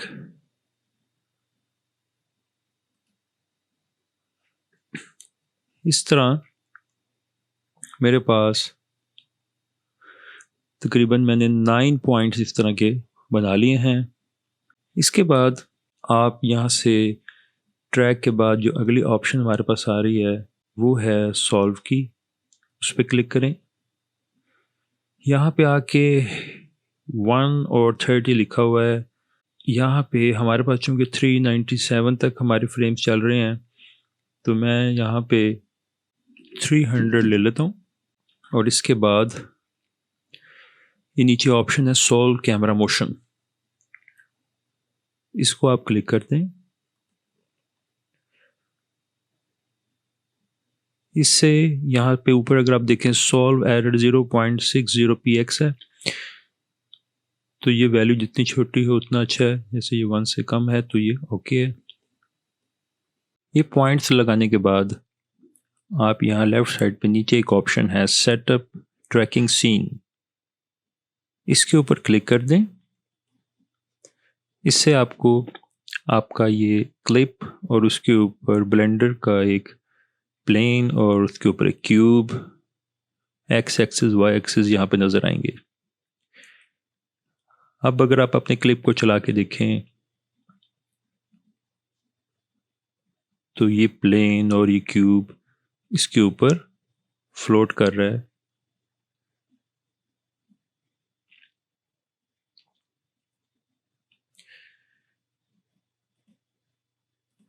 अब आप यहाँ पे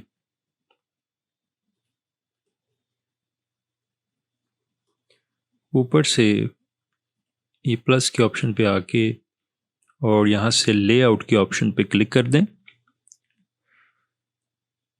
लेआउट के ऑप्शन में अगर आप आके 0 पे क्लिक करें तो ये आपको आपका कैमरा का व्यू दिखा रहा है जो आप वहाँ पे भी देख रहे थे। अब आप अपने इस कैमरे को सिलेक्ट कर लें और यहाँ से मोशन ट्रैकिंग के ऑप्शन को भी क्लिक कर दें। इससे आपको वो सारे पॉइंट्स जो आपने लगाए थे यहाँ पे नज़र आना शुरू हो जाएंगे। यहाँ पे अगर मैं इसको कुछ स्केल कर लूँ,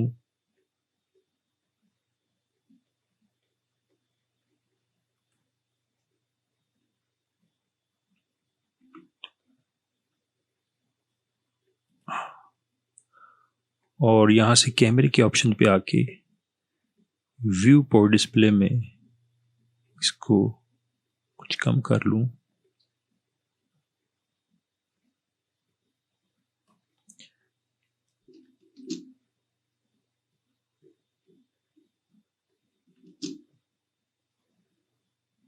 इसके साइज को मैंने छोटा कर दिया।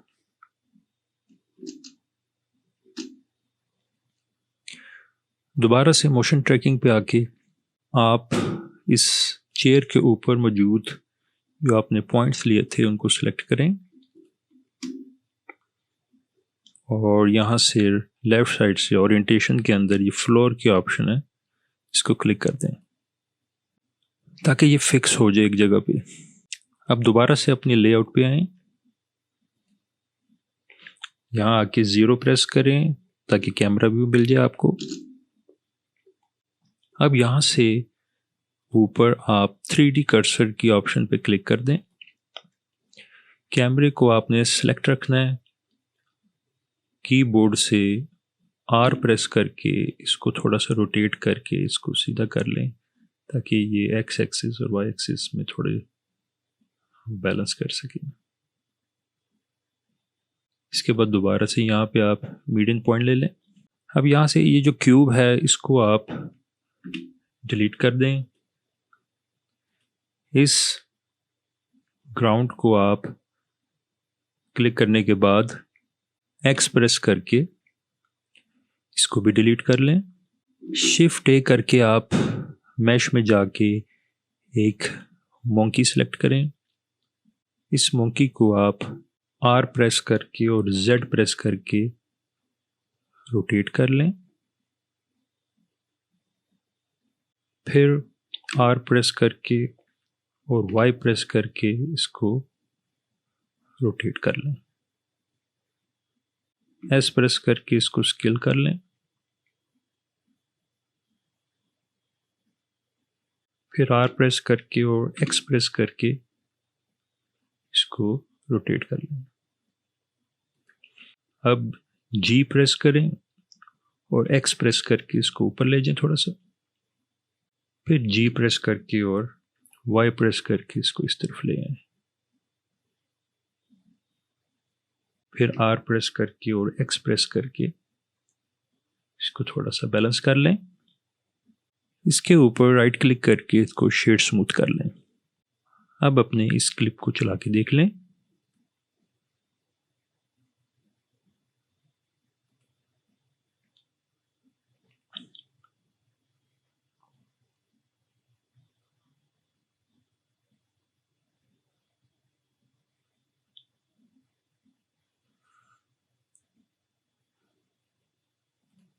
इसके बाद आप अगर इसको सिलेक्ट करके R का बटन प्रेस करके और फिर Y प्रेस करें, इसको थोड़ा सा इस तरफ कर लें। फिर R प्रेस करके और Z प्रेस करके इसको थोड़ा सा आप सीधा कर लें। अब अगर आप इसको रेंडर करके देखें, जस्ट रेंडर इमेज, तो आपको सिर्फ मोंकी नज़र आ रहा है, बाकी सीन नज़र नहीं आ रहा और वो भी बहुत डार्क नज़र आ रहा है। इसको कैसे सॉल्व करेंगे वो भी देख लें। पहले तो आप 0 प्रेस करके दोबारा से अपने इस व्यू में आ जाएं। ये जो लाइट आपकी है इसको सिलेक्ट कर लें और इसकी पावर को बढ़ा के आप 5000 कर लें।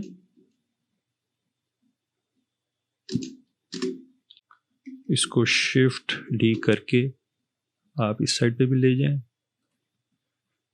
एक लाइट ज़्यादा हो जाए। अब दोबारा से अगर आप इसको रेंडर करके देखें, रेंडर इमेज, अब आपको मोंकी तो लाइट में नज़र आ रहा है, लेकिन अभी आपको अपना क्लिप का वाला पोर्शन नज़र नहीं आ रहा। उसके लिए आपने क्या करना है कि आपने यहाँ से रेंडर के ऑप्शन पे जाना है।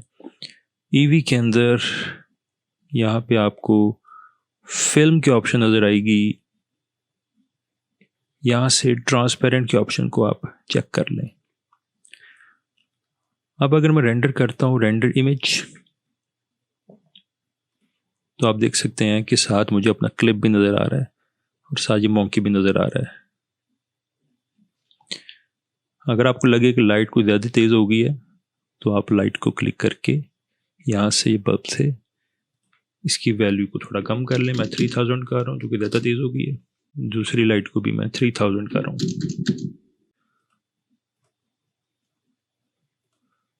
अब रेंडर इमेज करके आप देख सकते हैं यहाँ पे आ रहा है। इसी तरह जब आप इसको रेंडर एनिमेशन करेंगे, तो ये आपके क्लिप के अंदर भी आपको ये मोंकी उसी तरह से नज़र आ जाएगा, जैसे आप यहाँ पे इसको देख रहे हैं।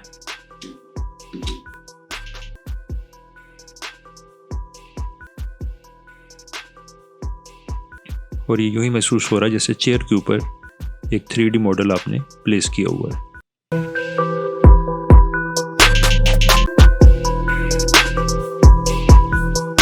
इस ट्यूटोरियल में हम एक बड़ा बॉम्ब एक्सप्लोजन, उसकी एनिमेशन बनाएंगे।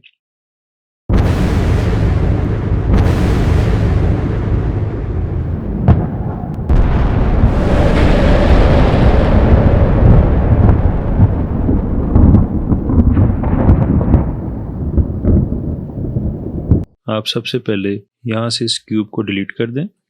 शिफ्ट ए करके आप एक यूवी स्फीयर ले लें और एस प्रेस करके इसको स्केल करना है, लेकिन जेड एक्सिस की तरफ।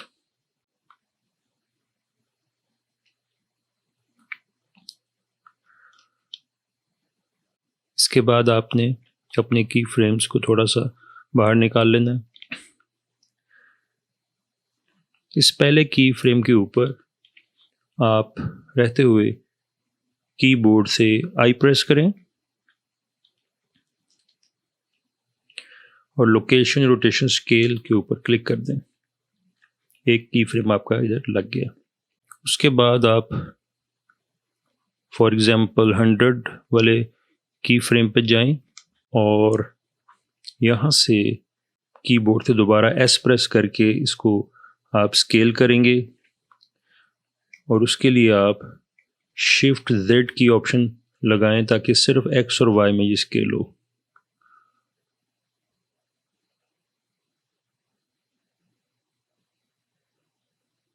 और उसके बाद कीबोर्ड से आई प्रेस करके लोकेशन रोटेशन स्केल वाली ऑप्शन पे क्लिक कर दें। इसको आप एक दफ़ा चला के देख लें तो ये इस तरह से फैलता हुआ आपको नज़र आ रहा है। इसके बाद आपने एक शिफ्ट ए प्रेस करके एक यूवी स्फीयर और लेना है, उसका साइज थोड़ा छोटा कर लें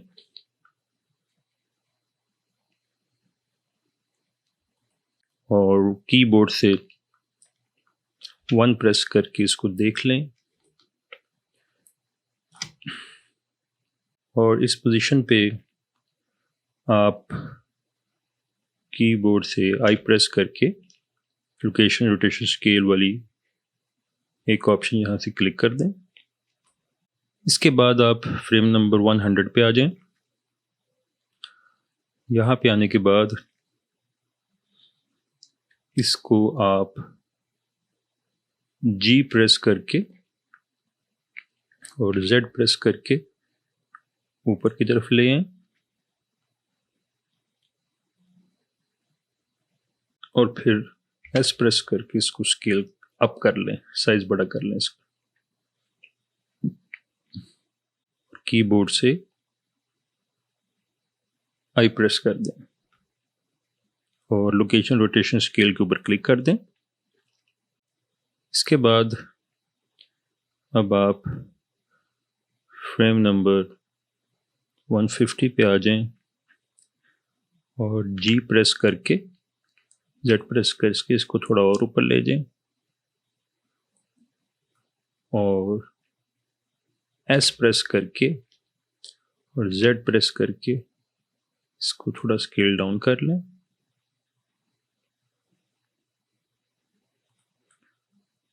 और फिर एस प्रेस करें और शिफ्ट जेड करके इसको फिर स्केल कर लें ताकि एक्स और वाई एक्सिस पे ये फैल जाए।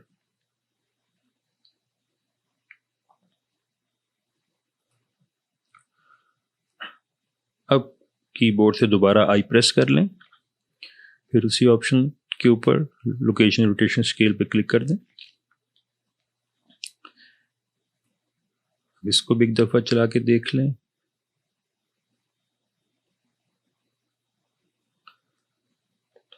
तो इस तरह अभी ये दो चीज़ें हमारी यहाँ हो गई।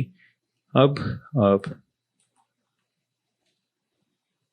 इनके ऊपर इफेक्ट लगाएंगे। उसके लिए आप सबसे पहले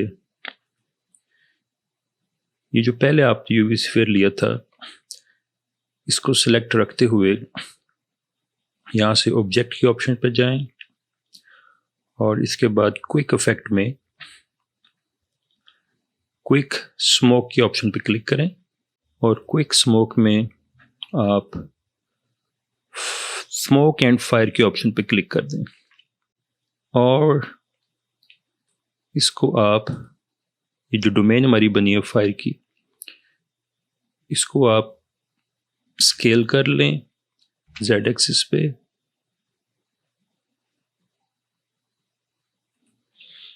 और कीबोर्ड से 1 प्रेस करके फिर इसको जी प्रेस करके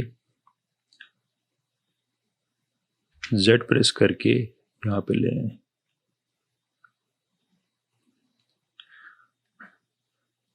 और फ्रेम नंबर 100 पे आके आप इसको देख सकते हैं। अब इसको दोबारा स्केल करें इस डोमेन को और शिफ्ट जेड करके ताकि ये सिर्फ एक्स और वाई एक्सिस पे ही फैले। ये जो डोमेन है ये यहाँ पे फायर क्रिएट करेगी और हम उसको इस हिसाब से ही एडजस्ट करना चाह रहे हैं।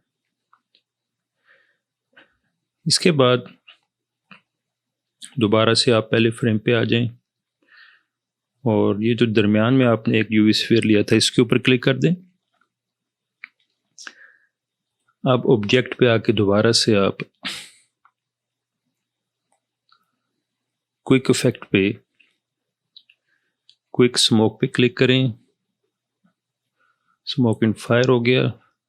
इसको आप एडजस्ट करेंगे। पहले तो फ्रेम नंबर 100 पे ले आए।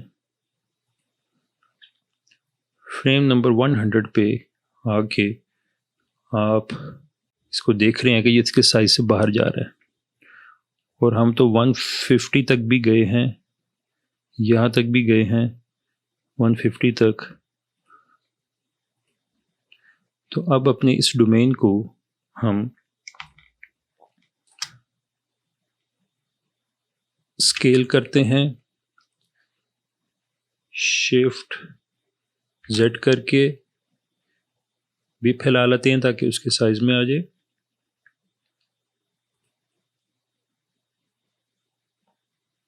जी करके और जेड करके थोड़ा सा ऊपर कर लें।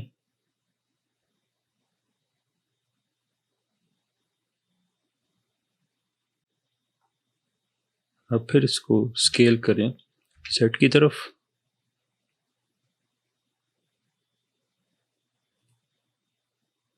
और जी और जेड करके इसको एडजस्ट कर लें।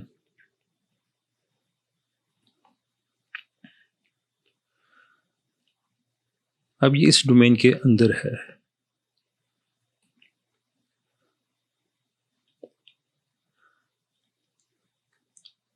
अब यहां से आप फिजिक्स की प्रॉपर्टी में आ जाएं। यहां से इसकी चूंकि डोमेन की प्रॉपर्टीज को हम देख रहे हैं जो कि यहाँ पे फायर वगैरह और स्मोक क्रिएट करेगा। यहाँ पे इसकी रेजोल्यूशन की वैल्यू बढ़ा के मैं 46 कर रहा हूँ, और जो दूसरी डोमेन है ये वाली नीचे वाली, इसके भी मैं रेजोल्यूशन बढ़ा के 40 के करीब कर रहा हूँ। यहाँ पे हमें इसके साथ फ्रेम का बताया जा रहा है, कहाँ से ये फायर शुरू हो, कहाँ तक ये चले। तो हमारा भी टोटल फ्रेम 250 हैं, तो ये 250 फ्रेम तक इस तरह चलेगी। हम चाहें तो इसको 150 पे लिमिट भी कर सकते हैं, या जहाँ तक हम चाहें इसको आगे भी ले जा सकते हैं।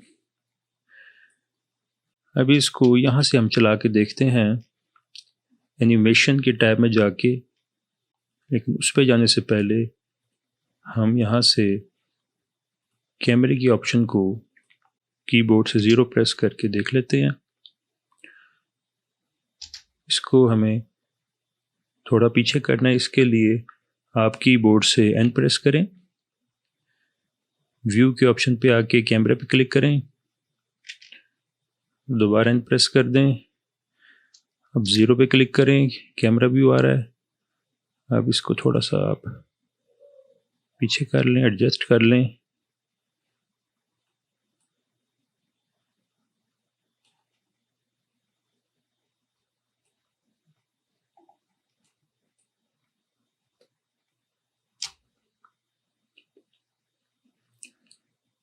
अब एनिमेशन के टैब में जाके आप इसको चला के देख लें।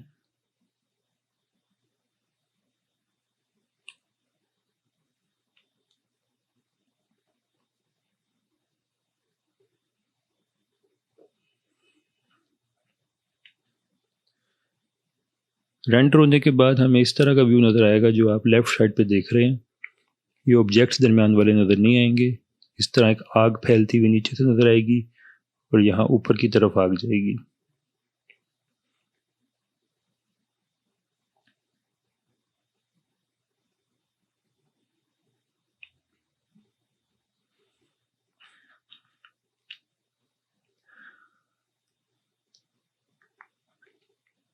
और अगर आप इसमें ईवी की जगह साइकिल्स का रेंडर इस्तेमाल कर लें, जो यहाँ पे हमारे पास मौजूद है, तो ईवी की जगह अगर आप साइकिल्स को इस्तेमाल कर लेंगे तो आपकी आउटपुट और भी ज़्यादा अच्छी नज़र आएगी, आपको रियलिस्टिक हो जाएगी और देखने में बहुत अच्छी लगेगी। और अगर आप इस फिज़िक्स की प्रॉपर्टी में जाके यहाँ से ये रेजोल्यूशन बढ़ा देंगे तो भी आपका रिज़ल्ट इससे भी बेहतर होता जाएगा। ये आपके कंप्यूटर पे डिपेंड करता है। अगर आपका कंप्यूटर मॉडर्न है, अच्छा है, तो आप यहाँ से रेजोल्यूशन बढ़ा के 100 से ऊपर ले जाएं, फिर इससे भी ज़्यादा अच्छी क्वालिटी की आपको आउटपुट नज़र आएगी। तो यहाँ आप देख सकते हैं स्मोक भी क्रिएट हो गया है, फायर वर्क भी हो गया है, और एक बॉम्ब एक्सप्लोजन का ये एक एनिमेशन शो हो रहा है।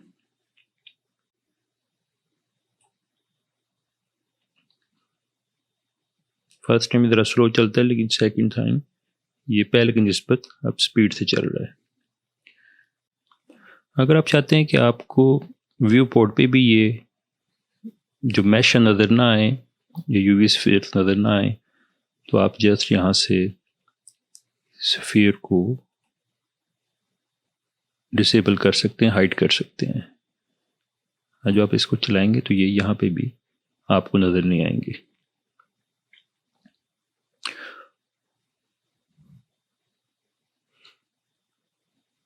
और अगर आप चाहते हैं कि ये रेंडर में भी नज़र ना आए, तो यहाँ से आप रेंडर में भी इसको क्रॉस कर दें। जब आप इसको रेंडर करेंगे फिर भी ये जो यूवी स्फीयर्स थे आपको नज़र नहीं आएंगे।